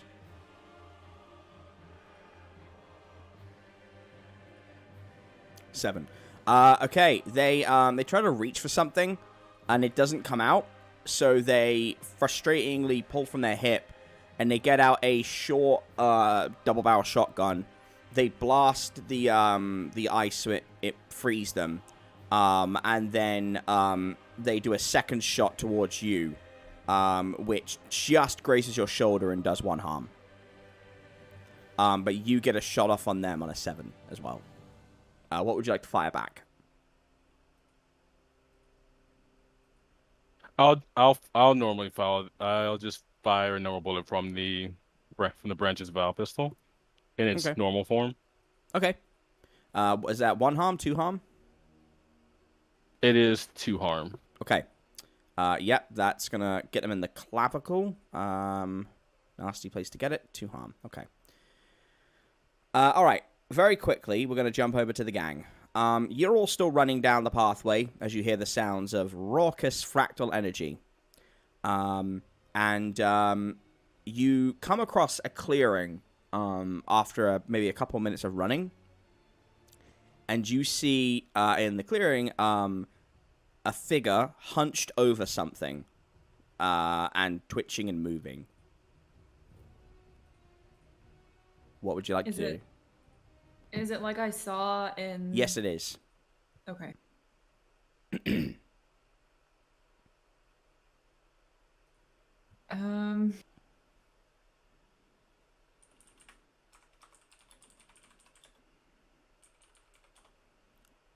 Sorry, I'm trying to think of like if I can... That's okay. Not just straight up attack. Well, okay. Can I I don't really know what this would be. I guess investigate a mystery, maybe flexible alternative or something. But like, sure. Just to see if we can identify if Flebs is among them, I guess, or like what exactly is going on. Y'all, I'm so excited for what's about to come. Yeah. Okay. While Callista does that, Jimmy's gonna continue to move forward. Are you moving forward with intent, making sound? What are you doing? Jimmy's just walking towards the hunched over figure. Roll to act under pressure. He's not really being... Okay. 7, Luce. Okay, so that's... you can ask me the question depending on where your investigation is. I'll give you a reasonable answer. Like a general? It depends. Did you want general or flexible? Well, I mostly just want to identify if Flebs is, or I guess Ball in this case, is there and what he's doing. Okay. It is Ball. And I'll tell you what he's doing in a second. Jimmy, you got an 8, which is perfect. Okay. I will tell you that you get closer, but and you're allowed to get closer, but something is going to happen. And you obviously get the hard choice, the price to pay, or the I always forget the 3. Always forget the goddamn 3. Here we go. Worse outcome, hard choice, or price to pay to get close. I will take the price to pay. Okay, the price to pay is that you're going to see what is going on there, and then you are going to have to roll a skill check for me. Is that fair? Okay, that's fair. All right. Okay. So first things. Oh man, I love it when we get to tie things. I get to do this once every few weeks, maybe once every month and a half. It's so fun. Callista, you do see it's Bal. And he's hunched over something. And as you see it, Fala, I need you to give me a tough roll. In fact, actually, I need all 3 of you to give me a tough roll. Because Flebs are about to go to you. A tough roll, sorry. A tough roll, please. No, not tough roll. No, sorry. Cool. It's a cool roll, excuse me. Because it's about how well you hold on to your pressure.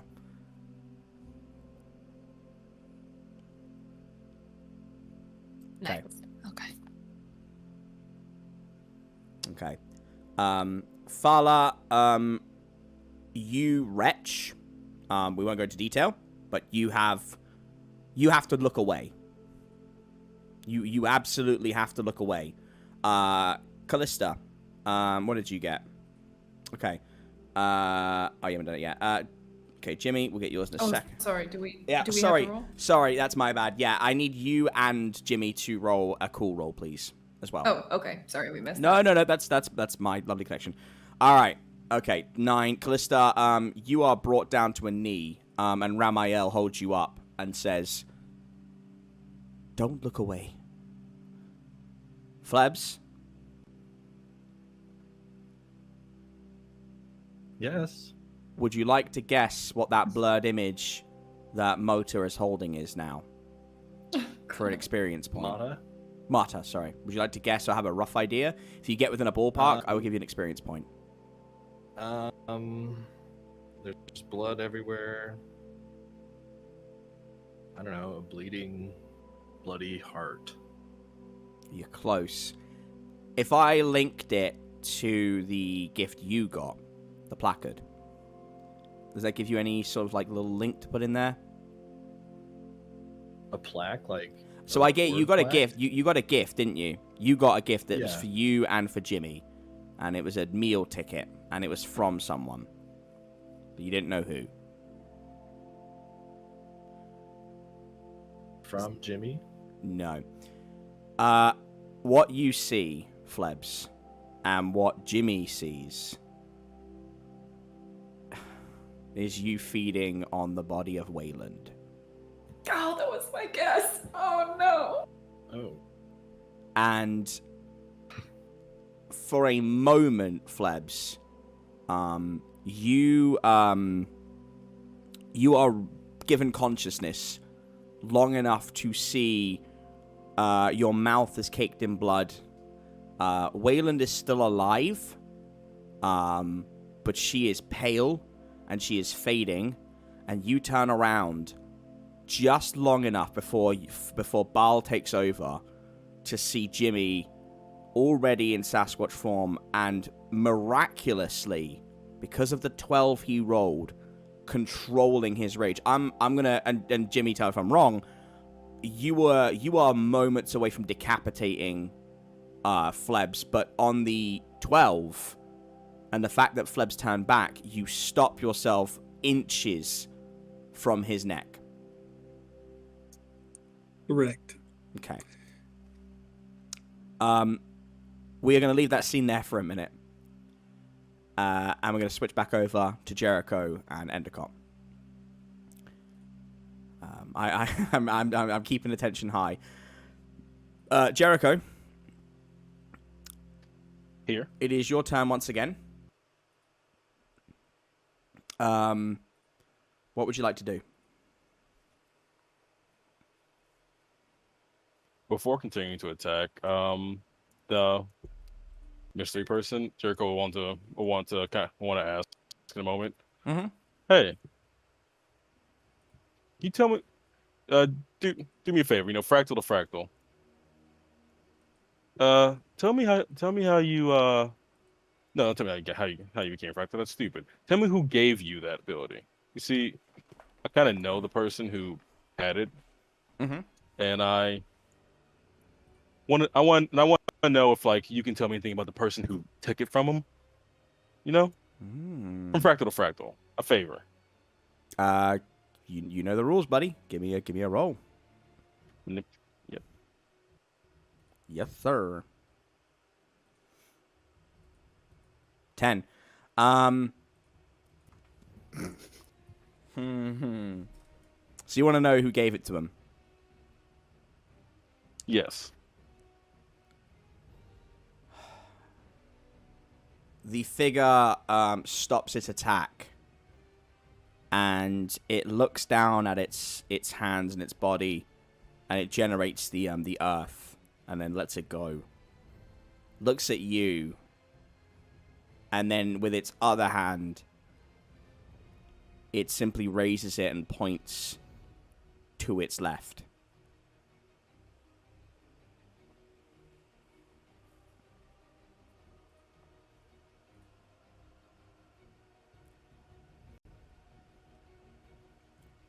That might be the longest pause we've ever had.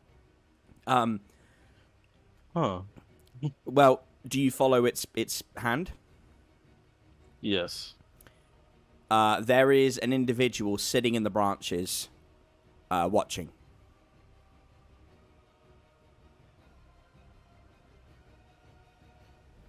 Slim and slender, and they give you a jovial wave, and that's about all you're gonna get.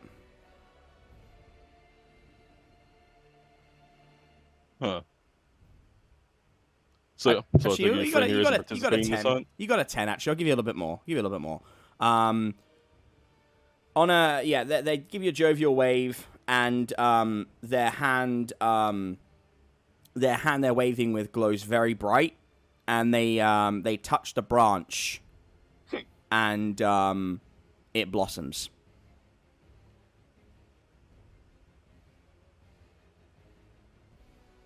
Huh. I knew. No, not gonna say it like that. This is our first time meeting. Nice meeting you. Stormbringer, Jericho Branch. You're obviously the upheaval, and you must be. You're not gonna finish the sit. Oh, okay. Vitality? They stare at you and they point back to the other fractal, who is now charging an attack at you.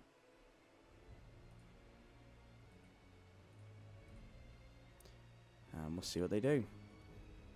Yeah, for once, I thought we were really gonna know each other. For once, I'm keeping them all quiet. Ooh, suspenseful. 11. Oh boy. Okay. They have. You turn back, and they have assumed a sumo position, and they raise their leg up, this monstrously powerful leg,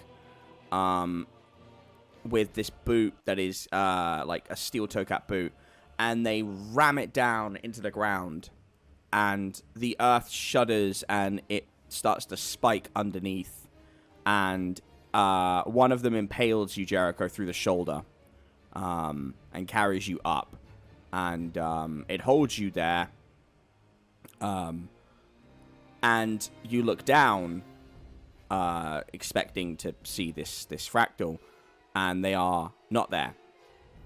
And instead, you hear a rumbling, and from the right, you see them surfing on an increasingly high pillar of earth as they come up to you and smash the pillar with their bare hands, grab you by the head, and drive you into the earth. And you're going to take 4 harm.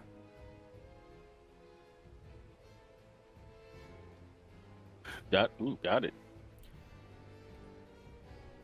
All right, Endercott's turn. Let's see how our boy's doing. I think he is. Sorry, I didn't quite catch that. It's Endercott's turn. Let's see how he's doing.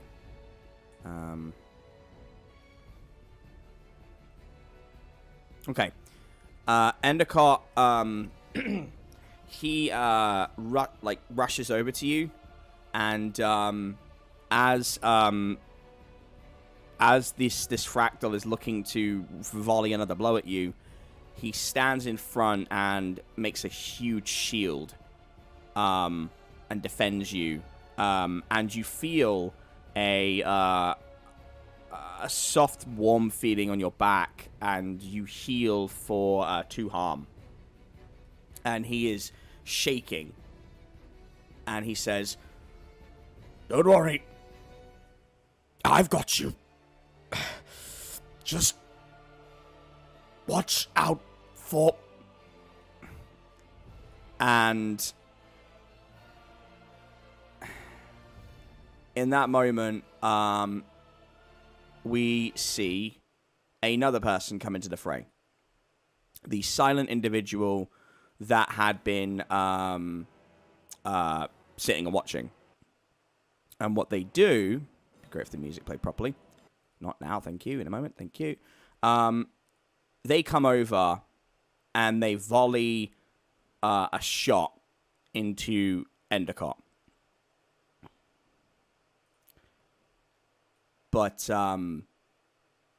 let Let me just do the roll before I say anything else. And the first thing you notice, Jericho, your head is rocked and you're pretty dizzy. But as you were looking at them over in the branches, maybe it's because they were far away, because they certainly were like very like they look different.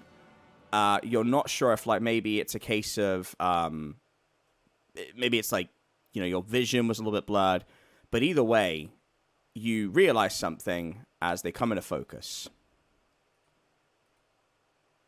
I'm sorry, I didn't really catch any of that. That's okay. Yeah.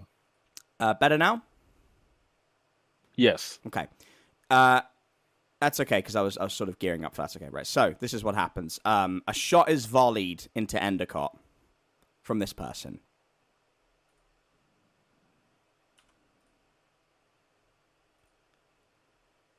Reinhold Kruger takes a shot, and his fist goes directly through Endicott's chest. And his blood sprays down your face. And maybe it's because you were sitting far away and you couldn't see the individual in the trees. Maybe you're concussed. But there is no mistaking that gauntlet. Nor is there any mistaking of the glow coming from it. As Endicott's barrier fades and Kruger holds him up before casting him aside with great force and knocking him into the tree. You just realized you've come face to face with the life fractal, Reinhold Kruger.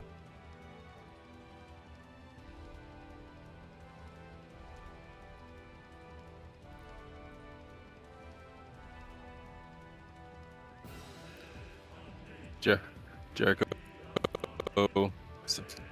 still kind of like not fully stood up, shocked, kind of can only help but slightly like put like glance over at like Endicott's body against the tree.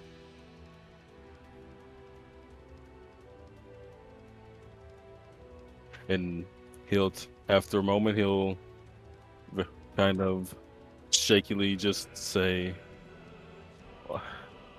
"Why did you do that?"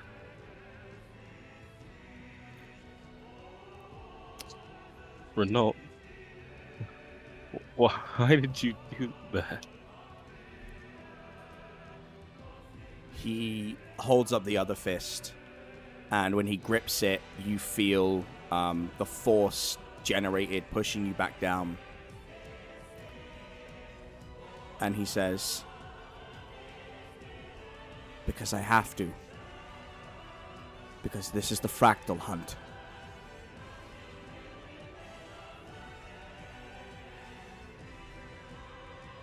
And he keeps the force and pressure on you. As the Earth Fractal makes his move. Sorry, I didn't catch that either. It's okay. He keeps the force on you as the Earth Fractal makes his move.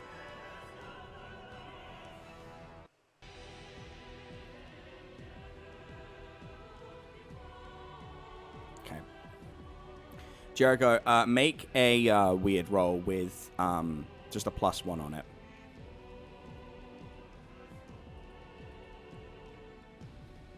Okay. What? You put the plus on it, didn't you? Yeah. Yeah, take the plus off. Oh, just add the one. Gotcha. Okay. The Earth Fractal comes smashing down, and on an 8, you aren't able to avoid it. And he drives your head into the ground, and he renders you completely unconscious. And just for a moment, just for one uncomfortable, unsettling moment, it seems like Jericho Branch has been eliminated from the Fractal Hunt. And Jericho, if you were to be semi-conscious right now, in your own mind, like the Flebs situation, what would you be thinking? Jericho, his mind will be like flashing back to like his like days of like of relative comfort back at the Hotel Inertia when he was being inducted into the Moth, like the the days of like kind of studying with Endicott, with Dennis, with Nish, with Renault, the the like happy memories he has of like having an adult figure in his life that that cared for him, that cared about him, like almost like to a degree that his parents did, kind of like in a different way, in contrast to like to his uncle, and then like and then like a final flash of like him like in the god's like body with the hole through his chest against the tree. In this darkness, you suddenly hear a very familiar tune.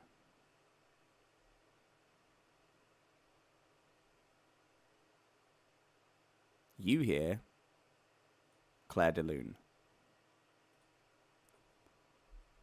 And you find yourself standing on the balcony of the Order of the Moth headquarters. The sun is maybe setting, maybe rising. You kind of don't know. There's a soft breeze on the air. And down below, you can see Nish and Kruger goofing off as Endicott scolds them, tells them to get to classes. And Magister Coriolanus is laughing, amused. Lily Quinn is currently picking up a bunch of documents. And everyone's just kind of doing their own thing, but it's harmony. And in the heat of the moment, you don't realize who else could be here. And then you hear a voice in the corner. Man, you're really having a rough day, huh, Jericho?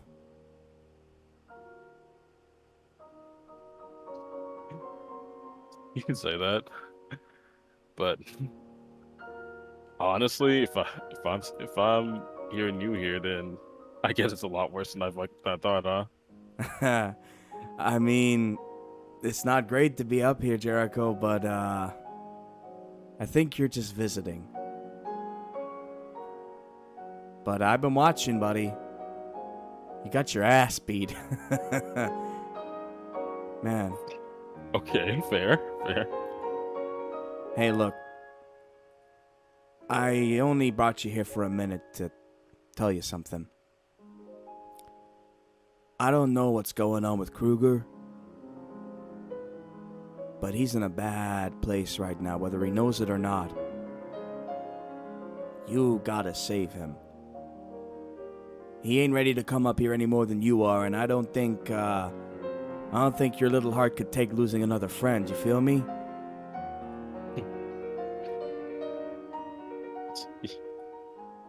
Yeah.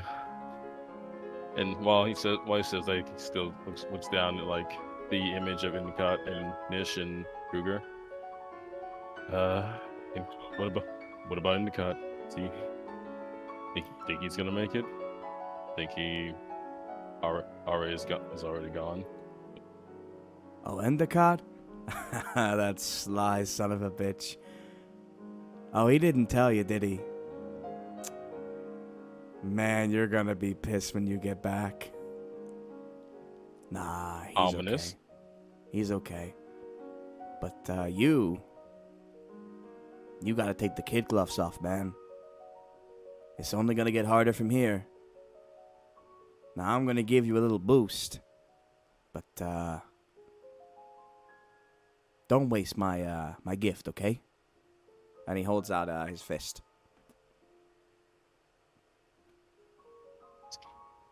It's good seeing you again, Dennis. And Jericho's metal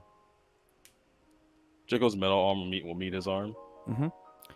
When you bump, you feel a rush of energy ripple through your arm, pulling open the casings to give out a raw energy of the raw lightning energy is pulsating through you, and it begins to go through your veins, and it's starting to turn you blue. And the last thing you see is Dennis closing his eyes and smiling with that gold tooth, saying, "After all, who else would I trust it to?" And you are healed completely as you are brought back. And you, my friend, are in your 2nd level fractal form. And, yeah, you gotta... There's a couple things to do here, but, you tell me what you want to do, buddy.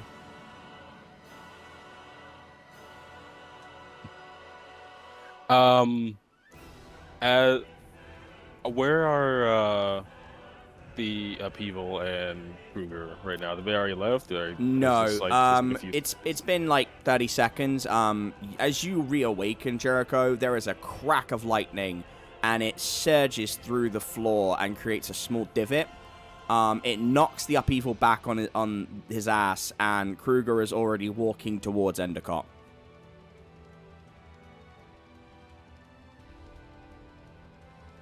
Then with a kind of like lasso of lightning, I'd like to grab Kruger and throw him back towards the Upheaval's direction. Okay. Give me a use magic roll, +2.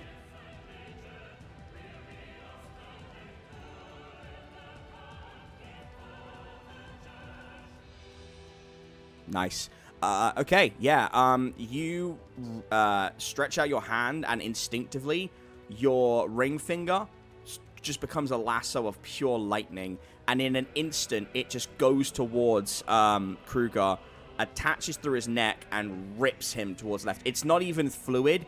It is violent. It's snapping. And he creates a trench through the ground, smashes into the Upheaval, and creates a dust cloud. And Jericho, I need you to give me a tough roll real quick.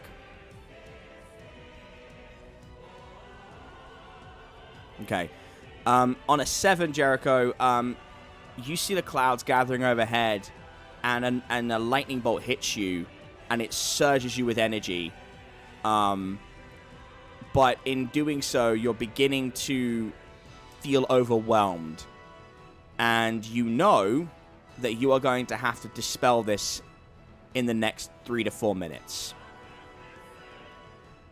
And we're going to jump over to Jimmy, Callista, Fala, and Flebs. I forgot about y'all. This is really hard to jump between. I will say this right now. Let's go to Jimmy first. Jimmy, what are you thinking right now?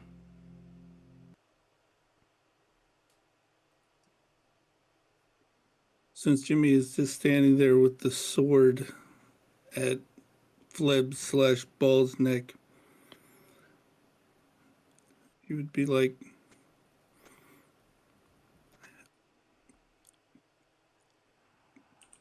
"How could you? She was an innocent, trying to survive in a world that couldn't grasp what she really is." How could I? Well, that's very simple, Monkey Man. I was hungry, and she was there. Well, I'm guessing you made a deal with Flebs to be able to control his body in the here and now. I got a deal for you, demon. It could be beneficiary to you. If you were to release Flebs unharmed, would give you residence in my body. I am stronger and have a stronger body that could only benefit you.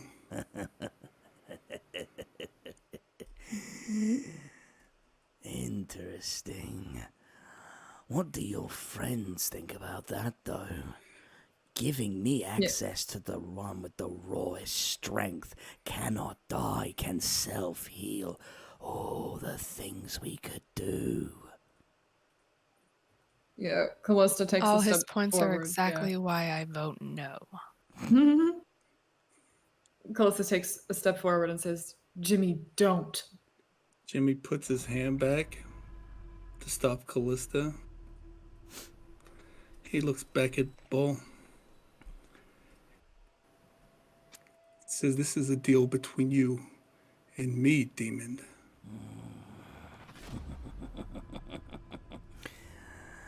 What are your terms, monkey man?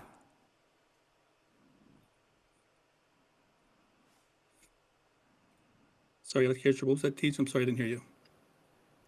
What are your terms, monkey man? My terms is you have to release Flebs unharmed back to his regular self.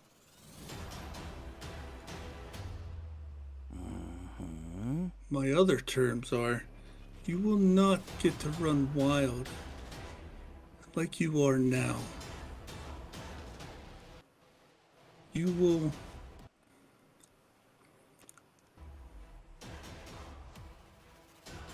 will be a part of me, not me a part of you.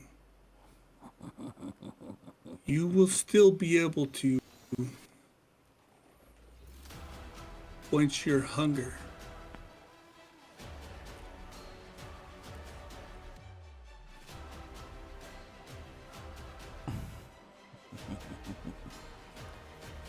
Interesting. Why would I take that deal when I've got this body right here?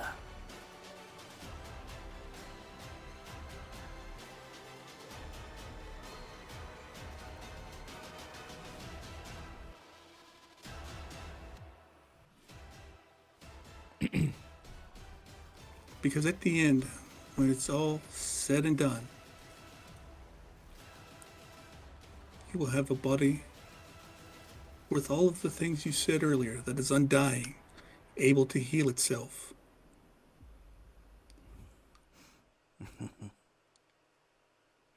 That is why you will take this deal. What do Callista and Fala think of this? No.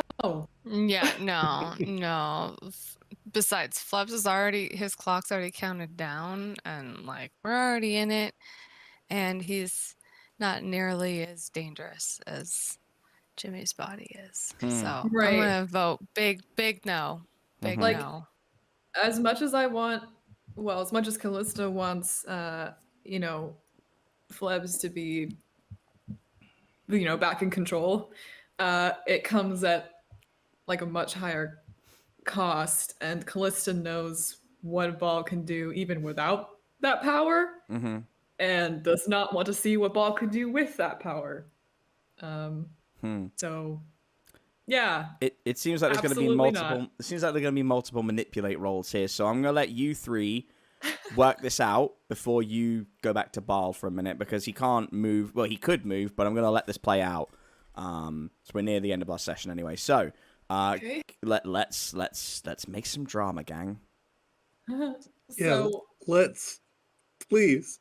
Someone try to manipulate me, please, because I think you're the one that has to do manipulating, friend. no, you're trying. There's no you're way. trying to stop me This is a from good doing idea. What? Okay, please list the idea. Please list the points of why this is a good idea. I never said it was a good idea. It was just my idea. So you're trying to manipulate me, but remember, when you manipulate me, you have a -1 to manipulation when you manipulate me. That's Yes, not how any of this works. it is because it's in my inhuman feat. Yep, it's right here. What? What? I have a -1 if anyone tries to manipulate me. Oh my god. Fuck. Yeah, Okay. so Seriously. let's see what happens. And All right. I will argue the point. Like I said, this is just Chewy talking, not Jimmy right now. You guys are trying to manipulate me, which is fine. I will argue the point for it. So when you're ready, I'm ready as well. Okay. Should we, Amy? Should we roll and then talk? I think that might be. Yeah, I guess. Might be can't best, believe just so we're- that we can figure out how it Yeah. plays out before All we right. say anything. That's Okay. fine. Putting my -1 in here.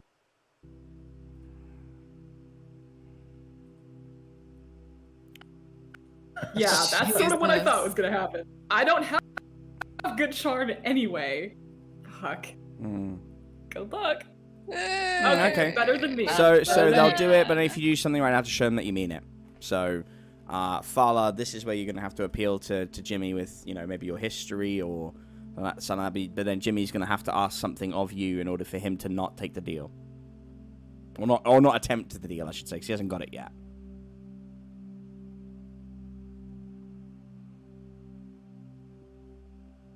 Okay. Look, Jimmy, I get that you want to help your friend, and I get that you want to, help here, but this isn't helping. Giving this demon more power will not be helping anybody. I promise you that. So just believe me when I say just stay as far away from this thing as you fucking can. And just don't. Or you will end up regretting it.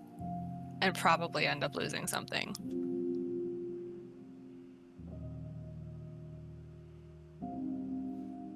So, Jimmy, what are your terms if you were to not do it? What would Fala need to do?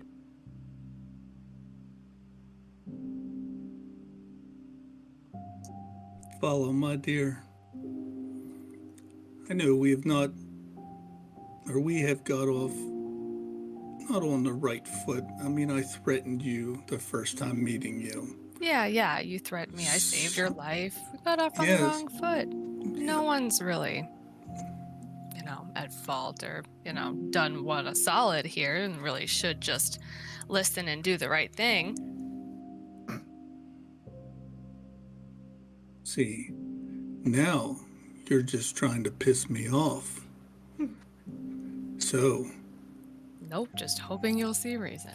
oh, I see reason, and I have a reason for what I am doing. But everyone wants to think that I'm just a big Sasquatch, the guy that, could crush everyone but maybe Callista with a single blow. You see, Flebs is just not my friend. Flebs is my brother. So if I could make a difference for him, should I not make that difference? You say it's a bad idea for me to get involved with a demon. Well, I've been walking around for a very long time. And sometimes, Fala, you just get tired.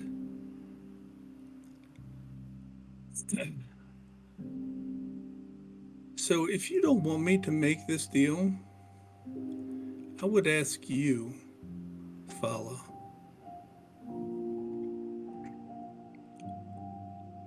if you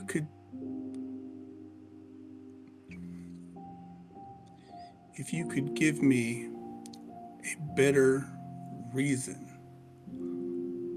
not the excuses you've been spouting to me about how dangerous it is. That's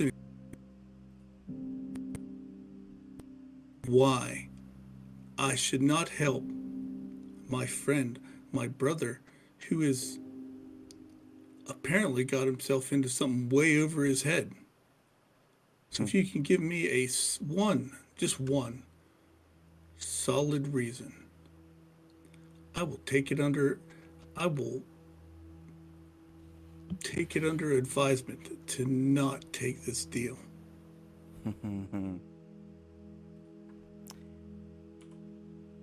So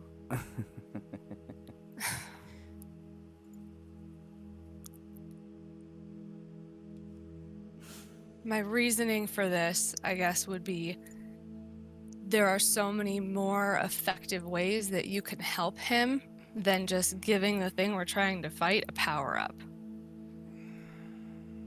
So let's think here, and let's actually figure out a strategy instead of just trying to save Flebs when we know he's made a deal. It's not like the demon's going to kill him. We just need to strategize and figure this out. But just giving him your body that, frankly, is fucking terrifying, that would be the worst case scenario. So let's just take a beat and actually think about the best way that you can help him. Out of character a second. Mm-hmm. Tej, can Ball hear what we're saying? Yeah. Okay. I have something ready, but I'm waiting for you guys to finish your scene first. Okay. Jimmy will look at Fala. He'll wink at her. Turn around. Ball, do we have a deal or not?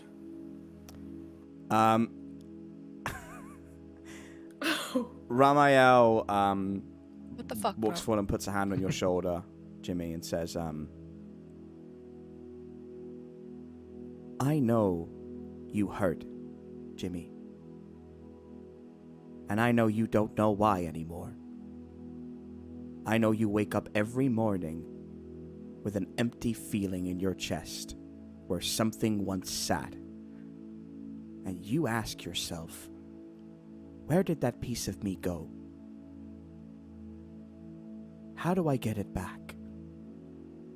And so you spend every day putting everything of yourself into your friends, because the only family you have left are them.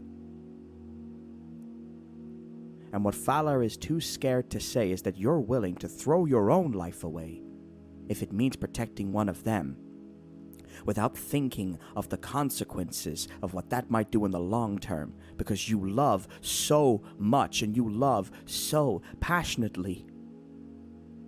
You, my friend, are the best example of humans that I have ever seen. But right now, you're doing one of the stupidest things I could possibly imagine. I know you have lived a long time, but you do not know the horrors that thing can enact. Do you know who does? Me and your best friend Callista. And we are begging you to not throw yourself under the bus to protect one from when there might be another way where we all walk out happy if you'll just listen to me.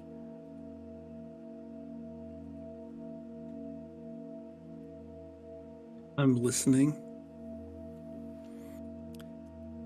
The answer's simple.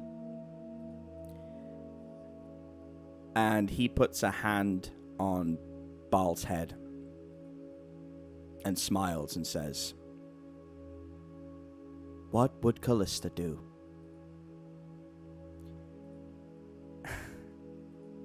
And there is a bright flash. And when the light clears, Flebs is on the ground. And the only one standing there, still up, is Ramel. His eyes are cast towards the sky, and he is inert.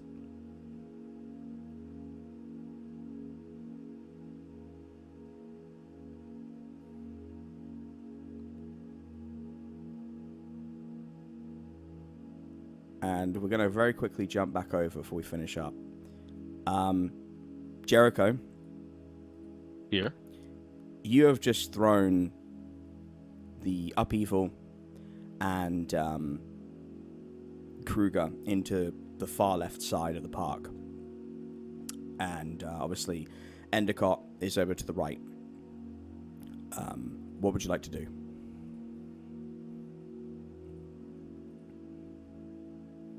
Oh, if it's still my turn, could I start channeling the Arcstorm? Yes, you can. Give me a, I guess it's just a use magic roll with a +1.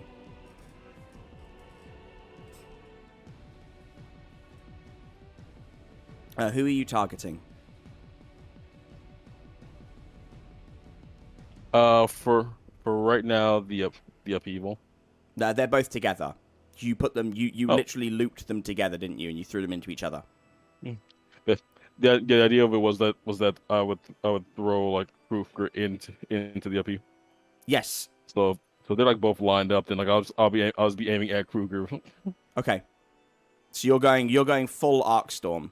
You're going level 1. You're in level 2, but you're going to go for an Arcstorm on him. Yeah. Yes, that's the idea. Okay. All right. Oh my god, 14. Holy shit. Jericho, you call down the storm and it raises you up into the air and you start to feel it surge through you in a way that you're just a conduit. And you bring down, it isn't lightning, it's like arc lightning, and it comes straight down on Kruger and the upheaval. And it is frying them in this moment. And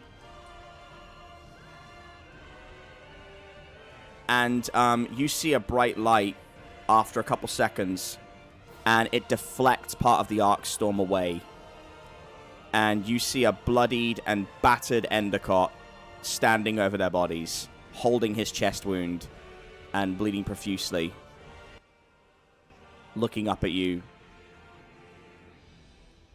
And he's mouthing something.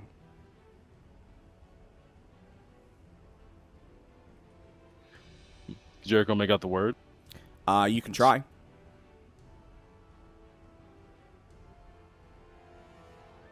I'm assuming that'd be a sharp roll, right? Yeah. That sounds like a sharp thing. Yeah.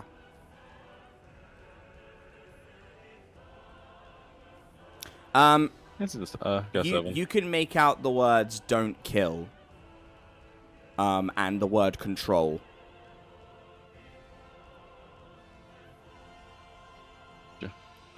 Jericho gives him a subtle like head nod, and then in returns to facing the other two fractals. He's standing over them. That's why your move stopped. He deflected it. He is physically protecting them. Oh, gotcha. That he's like put a barrier over them. Then it broke. gives No, them it didn't last. a- On an 8, it broke, but he was able to deflect some of it.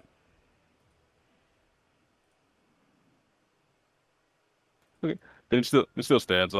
Jericho gives him a head nod, and just, I guess since he's in their direction, he like gives a sort of like tip of the hat, and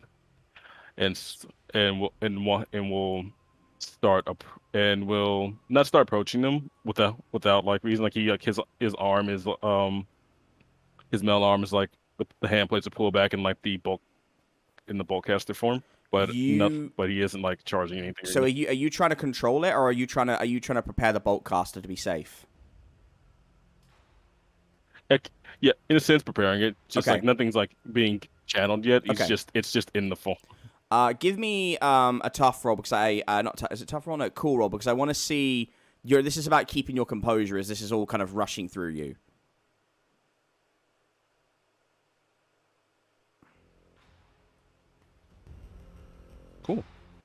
Cool, cool as a cucumber. Cool Okay. as Jericho Branch has ever been. Yeah, you are able to control it as you bring yourself down, but you are still pulsating with this energy. You see that the upheaval is a smoking mess. Just completely, like, unconscious, sizzling in the ground, Jericho.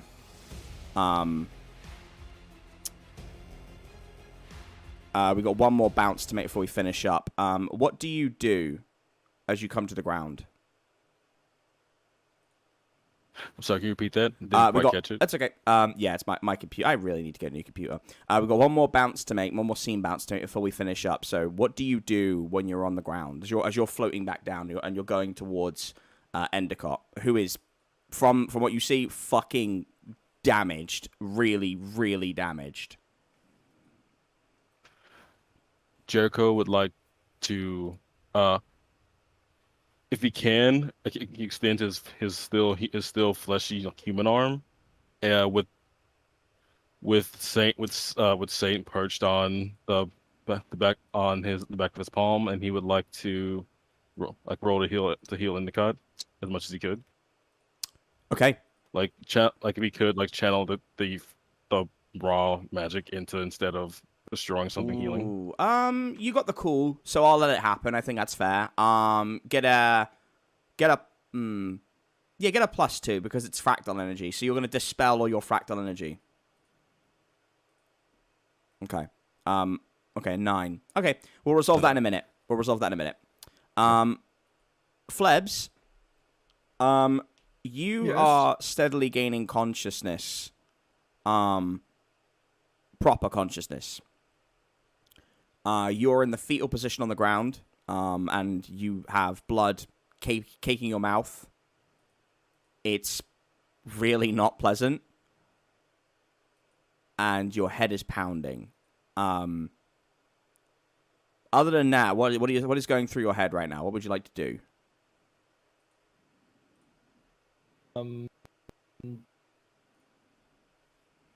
Ball is still controlling me, right? Ball's still in me, I should say. That doesn't sound right. You can give me a roll and find out.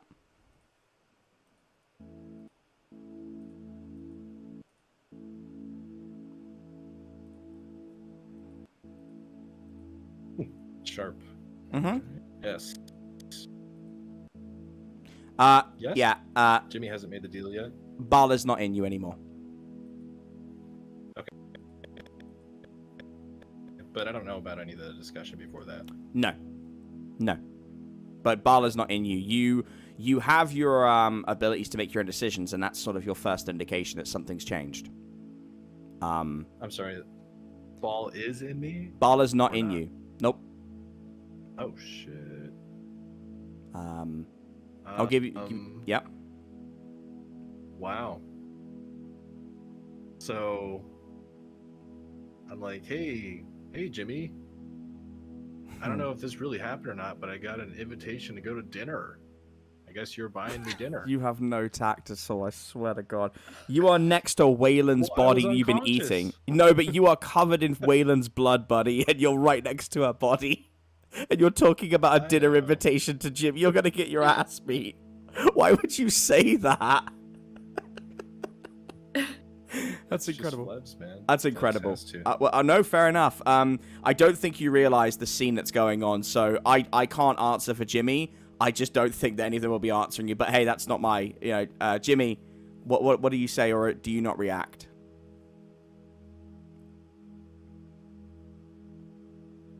Now, Ramel is still standing beside me where he had touched the ball, right? Mm-hmm. So, upon hearing Flebs ask me that question, I will look at Flebs, look back towards Ramel, and I will not answer Flebs' question. I figured as much. Time. Yeah, I figured you'd want to let Flebs realize what's going on. Okay. All right. Fala. I'll go to Callista last as per, but Fala, what about you? What are you doing? Fala is just sort of kind of watching, just in shock and kind of horror, and just, I guess she'll kind of go over and examine, and I mean, Yeah. Wayland's obviously dead, but No, she'll kind of go over. That's no, you don't know that. You don't know that. Oh, that's fair. That's fair. Yeah. Then she'll go over to Wayland and investigate and make sure that, see if she can help and see if she's still alive. Oh, so you going for a sharp roll or read a bad situation, or well, read a bad situation, I suppose. Yeah, read a bad situation. Okay. Then. Yeah, sure. Yeah. I haven't told you if she's alive or dead yet. This might be one of the most heavy, intensive, less episodes we've done in a long time. Okay. So do you want to just know? Is that what do you have a specific question from the list? Yeah, I just want to examine and see if Wayland is alive. Fala's jugular has been very badly damaged. Wayland's jugular has been very badly damaged. The mark on her shoulder or her neck is glowing. She's in human form. She is pale. She has lost a lot of blood, but she is alive. If you act very quickly, you might be able to save her life. Okay, then She's I'll move breathing to start shallow. trying to heal her. Yeah. She's breathing shallow, and as she opens her eyes, she's staring at Jimmy, and she's calling out, but she can't say anything. It's just she's mouthing it.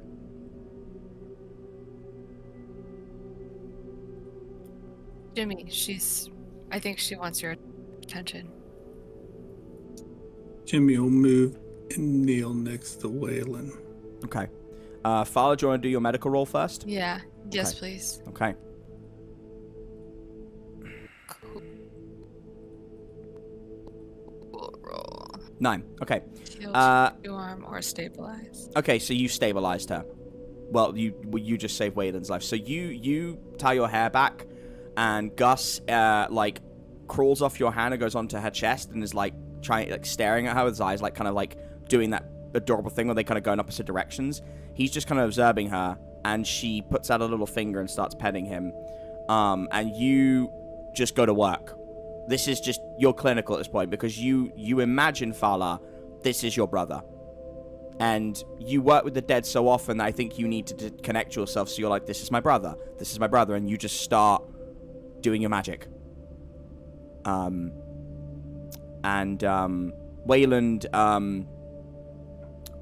Wayland just whispers to you, just says, Jimmy, I'm not ready to go home yet.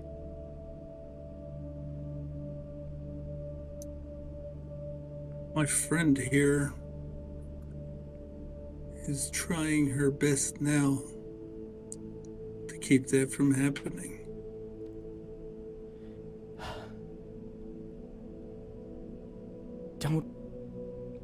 Don't make an enemy of anyone involved. We've seen enough division. We don't need more of it.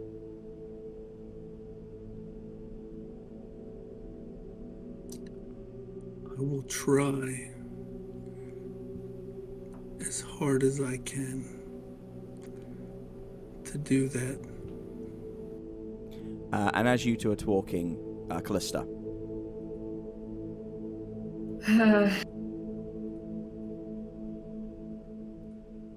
Yeah, Callista's been kind of, I'm assuming with my failure of a manipulation roll, Callista's been kind of paralyzed this whole time.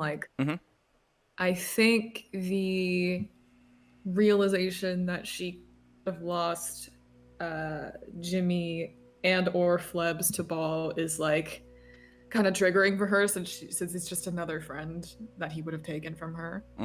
So she's been just kind of stuck, unable to really act. But I think now she, while Fala's taking care of Wayland, and Jimmy's right there, Callista will go over to Ramel, and he's just still looking up at the sky, right? Yeah. It's a very, I'll admit, it's a very video gamey anime sort of pose, but it is he's literally staring up, mouth open, eyes sort of rolled back. Yeah. She'll approach him cautiously. Yeah. And say, Ramel, please speak to me.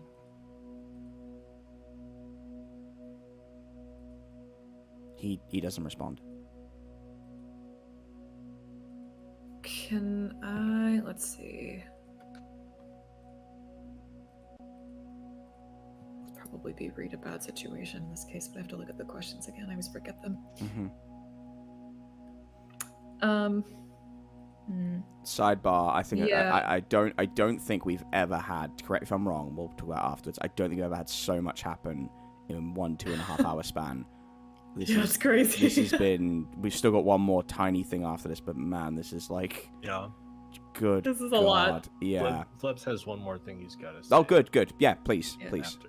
Yeah, I think you deserve it. You've only just come back in, so Yeah. we're gonna need to resolve your situation as well, Flebs. We have a lot to resolve. We really do, but that's okay. Yeah, I'm gonna read about the situation. Okay. Oh wow, a 10, beautiful. Okay. Are you asking three specifics? Sorry, three like unusual or one specific?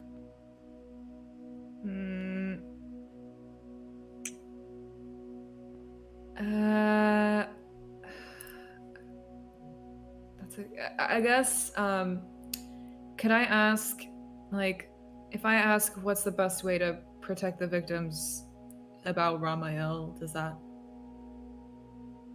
Yeah, we can go with that. That's fine. Okay. Let's play this out as a scene then, rather than me just lore dumping on you. Okay. I'm trying to think. Would you touch him, or do you think Capri would be a better buffer? Tell me what feels more natural to you.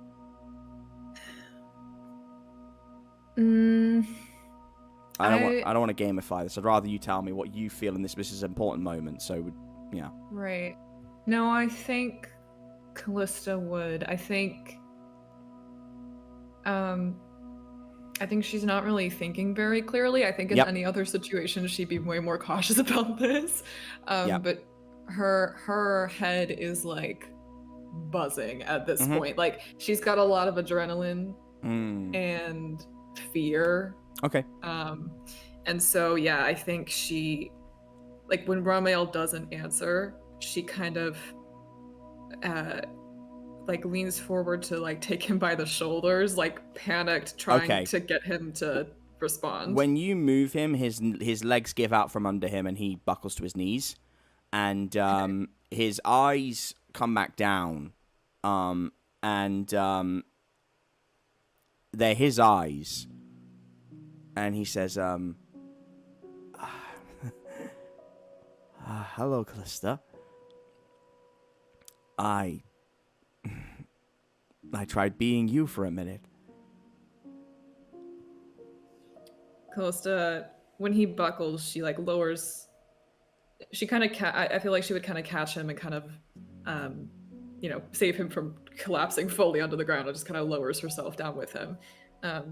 So she's like kind of half holding him, and she says she looks down at him and says, "I saw.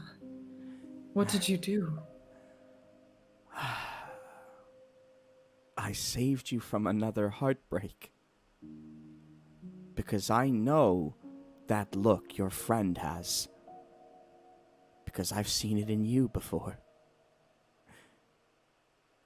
And I just can't bear to watch my sister's heart break again. So I took a deal. No, you didn't. I'm afraid I did.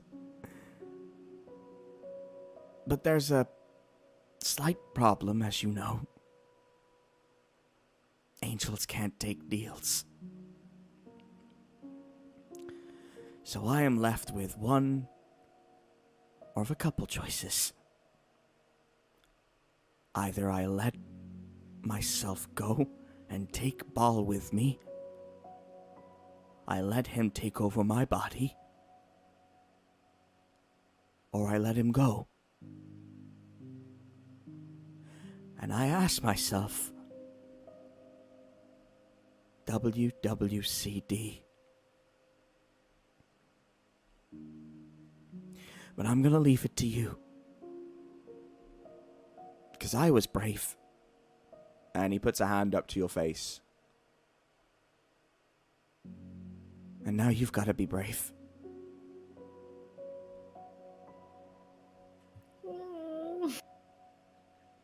Oh no.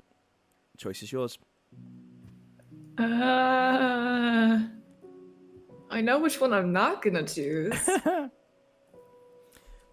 Because if I'm not letting Ball possess Jimmy, I'm sure as hell I'm not gonna let him possess an angel. Or I have a question, if you Yep. don't mind, Lucy. Mhm. Now that Ball is not possessing anyone, No, he's possessing He's- Ramel. He's within Okay. Ramel.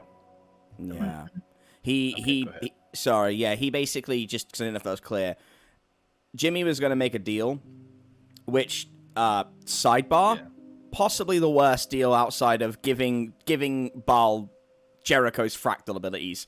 But I loved it. I love that Jimmy was going to do it, but it would have been a very bad decision, because you probably would not have been able to stop him. But I loved it. Ramel rolled a 13. If he hadn't rolled it, then I had to let it play out, but he rolled the 13. He was able to throw Jimmy long enough to walk over and take his place and take the deal.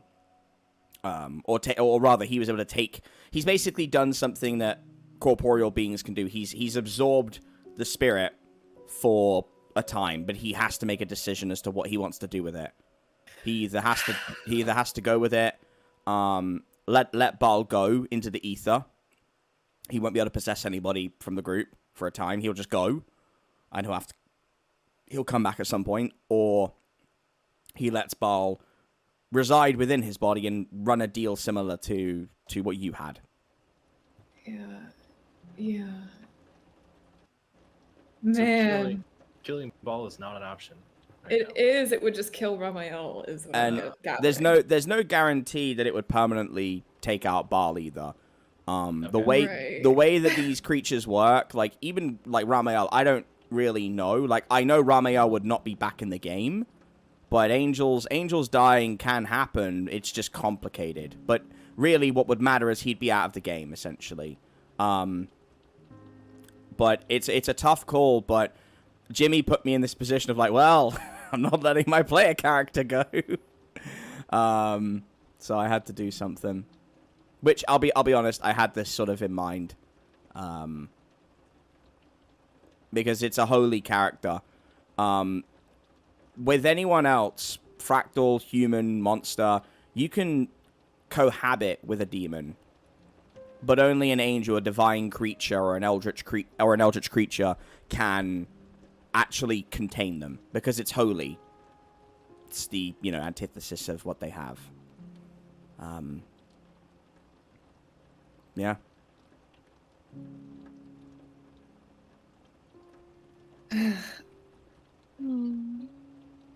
Sorry, I'm just trying to think. You got people around you to talk to as well.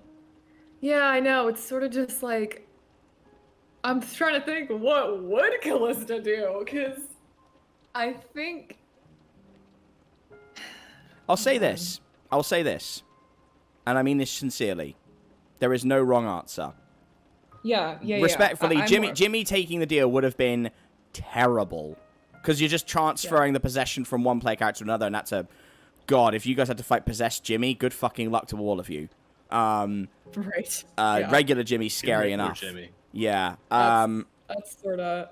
If but- I'd rolled a better manipulation roll, I would have been able to fucking stop that shit. But like the situation you're in now, I told you when we started this session off camera, I had prepared for it. I'd prepared for this eventuality, so whichever one you choose, it's not wrong. It's narratively interesting, whichever one you choose. I would like you to choose not just what Callista would do, but what do you want? If you don't, I mean, it's Jenny, if you don't want to see another character die, then you don't have to. You don't, I think I've got an answer. I just wanted to figure out how to say it in dialogue. Okay. Because I think that's probably better. Okay. Callista looks down at him, and again, she's kind of like half holding him in her arms. And she, like me, has to like take a few seconds, so she doesn't take very long.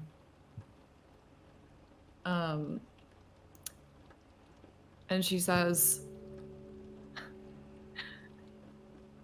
if you had asked me that question in the beginning of all of this, when we were fighting together,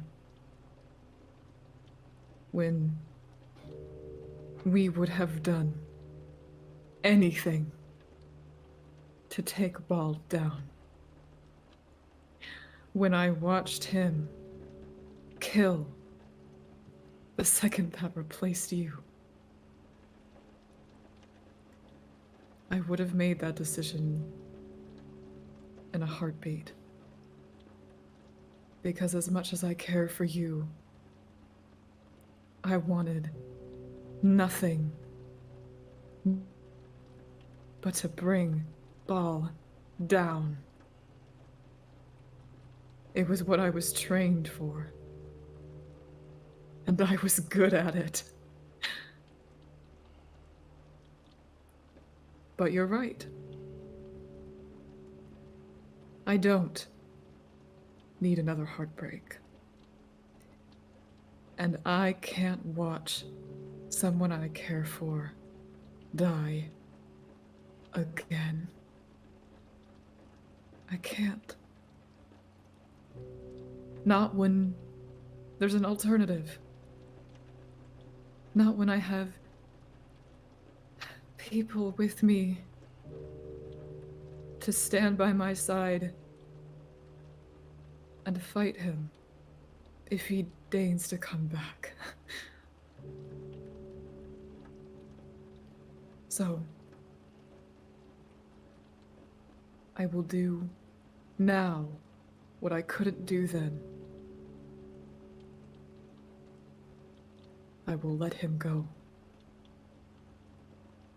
And you should too.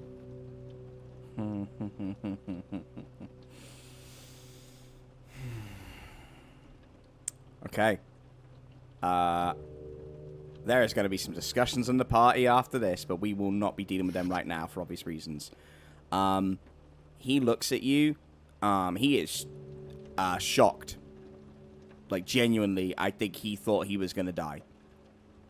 And in his other hand, you see him clutching. And it is that cube. It's like a little hollow cube, if you will. I think it's how I described it. And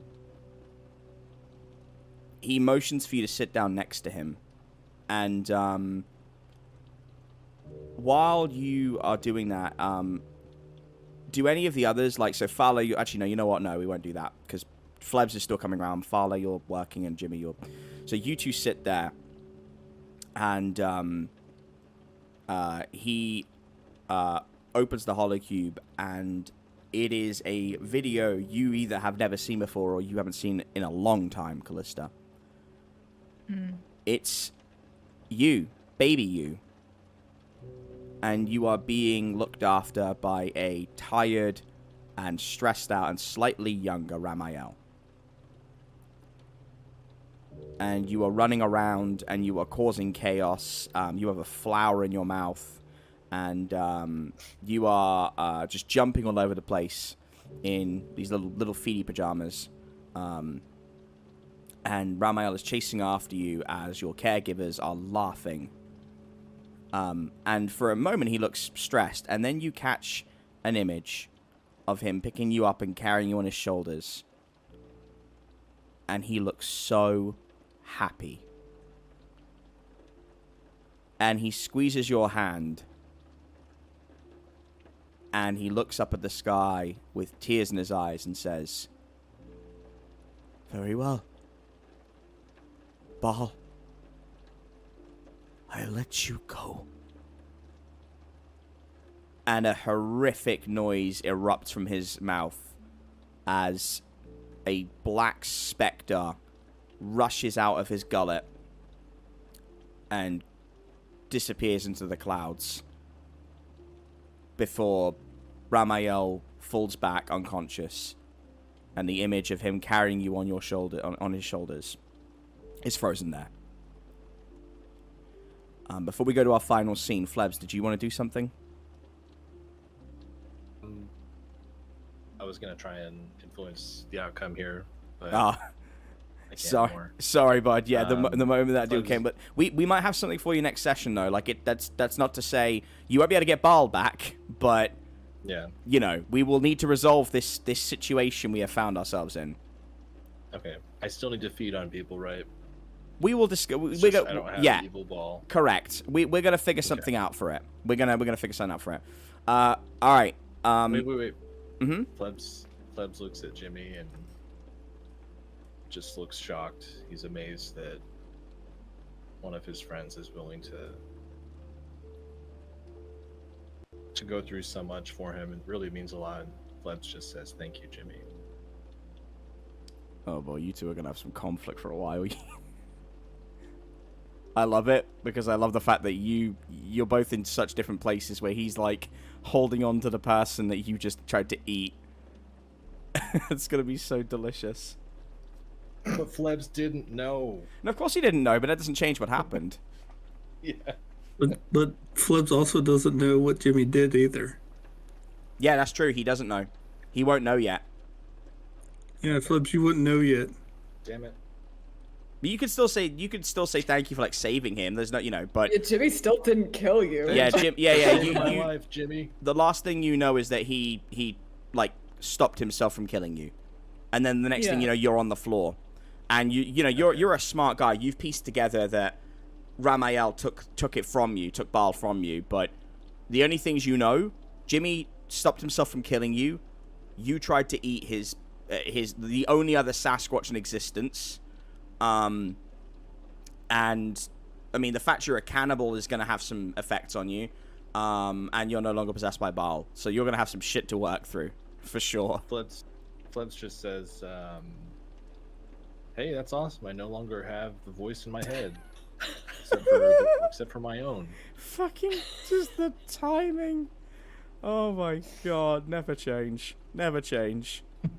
Just a beautiful scene of that, and then just, hey, looks like I don't have Baal anymore. Yeah, No that's longer great. Schizophrenic. Okay. Jimmy, do you or Fala have anything to do before we jump to our last scene? Or are you guys good? No, I think just working on Wayland, and as long as she's good, then yeah, Okay. I'm good. Okay. Actually, I have something real quick. Yeah, sure. Jimmy will lay Wayland back down on the ground so Fala can work on her properly. Mm-hmm. He will go over to where Callista and Ramel is and kneel down, look at Callista, look down at Ramel.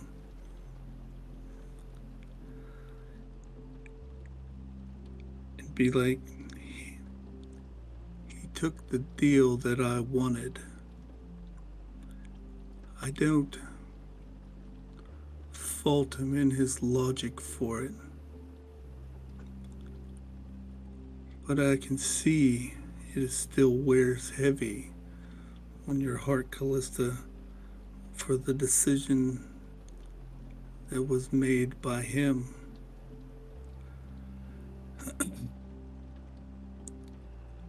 So with that being said, I just have a few words to say to you. You have a big heart for a reason, darling. You stand out from the rest of us because you can endure for more than what you think you can. You are so strong and so brave even when your heart has been ripped apart and is beyond recognition. Even when you have been left alone by the ones you needed most, you still get out of bed and face another day. You are the bravest of us all, a survivor. Please, never change that about who you are. You will always be the best of us.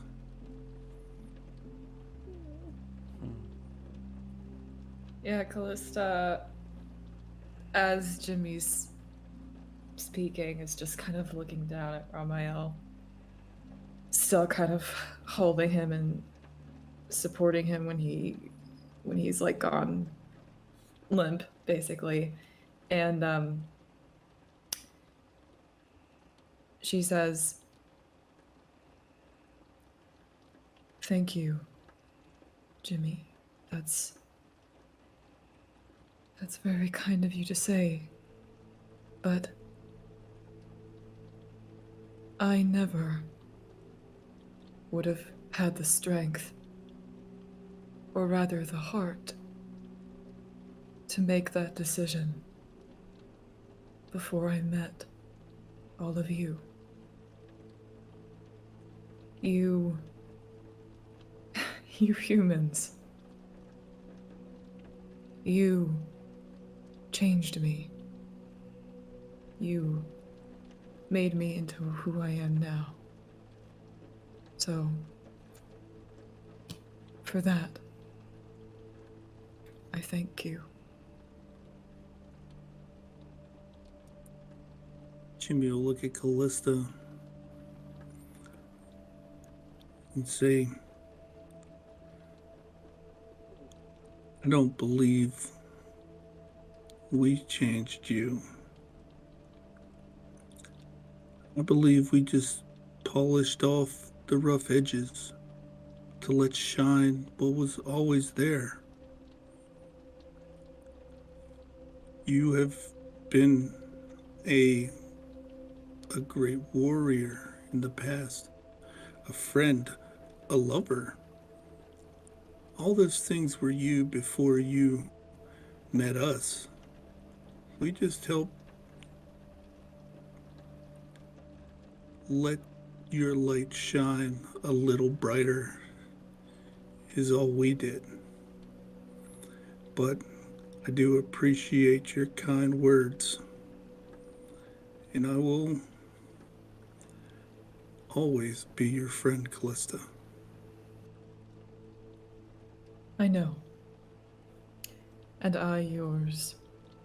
But, Jimmy, if you ever try to sacrifice yourself to a demon again, we are going to have a problem. Well, darling, I wouldn't hold your breath on that, but we'll cross that bridge when we come to it. I say we gather up Flebs and Whalen and Fala and Ramel here and go check on Jericho. See how that outcome turned out. See if make sure he didn't die on us. Right as you say that, this is perfect. Right as you say that, there is a swell of power from down the pathway that knocks you back a little bit. And the second wave is enough that it nearly pushes you away. And Jimmy, with your big, bulky frame, you basically have to kind of hold everyone back. And we're going to jump over to Jericho one more time. Jericho. Yes. What was the last thing you were doing, buddy? We were healing Indica using the fractal energy. Okay. He, you heal him, and he takes a knee, and, he's breathing pretty heavily and trying to pull you in. He's pulling at your collar. And he says, I could really use some computer dust right now. Fuck, I'm getting the bends. We'll get you some computer dust. Might be a bit late for that, but dark days are coming, Jericho. And I'm sorry I didn't tell you the truth before.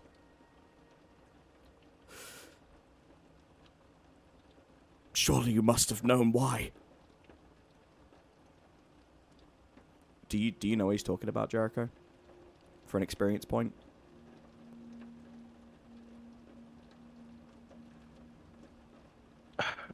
I gotta say I'm drawing a blank. Okay. Right now. That's okay. He takes your hand and puts it on his chest, where the wound is. It's healed up. You got a 9, so that's a stabilize. So you guys are so lucky. God damn. I'm throwing a lot at you, to be fair. So, Jericho, I want you to fill in this blank for me because I think this is important. How does a spell slinger detect magic within someone else who's magically gifted?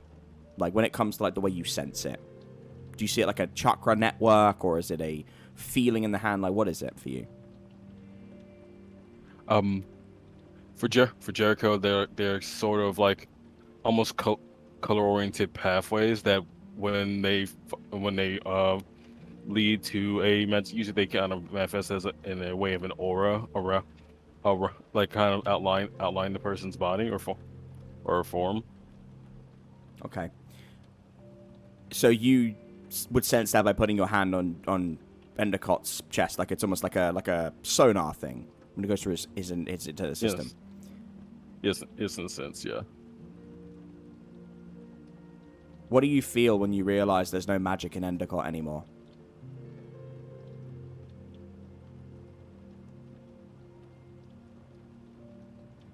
For Jericho, it's a moment of horror. He in that moment where he was like thinking that he happy that Endicott was stabilized, like he a wave of sadness kind of comes over him as he like has those moments of thinking that his mentor is no longer in touch with the flow of magic. When your face looks horrible, and I'm gonna say at least for Endicott, he starts tearing up, and he puts his head to your head, and says, "It's all right. It's okay. I knew coming here the risk to myself, and I knew what it would mean, but I stand by what I did. You can't kill Kruger, Jericho. You can't walk that path and cross that line.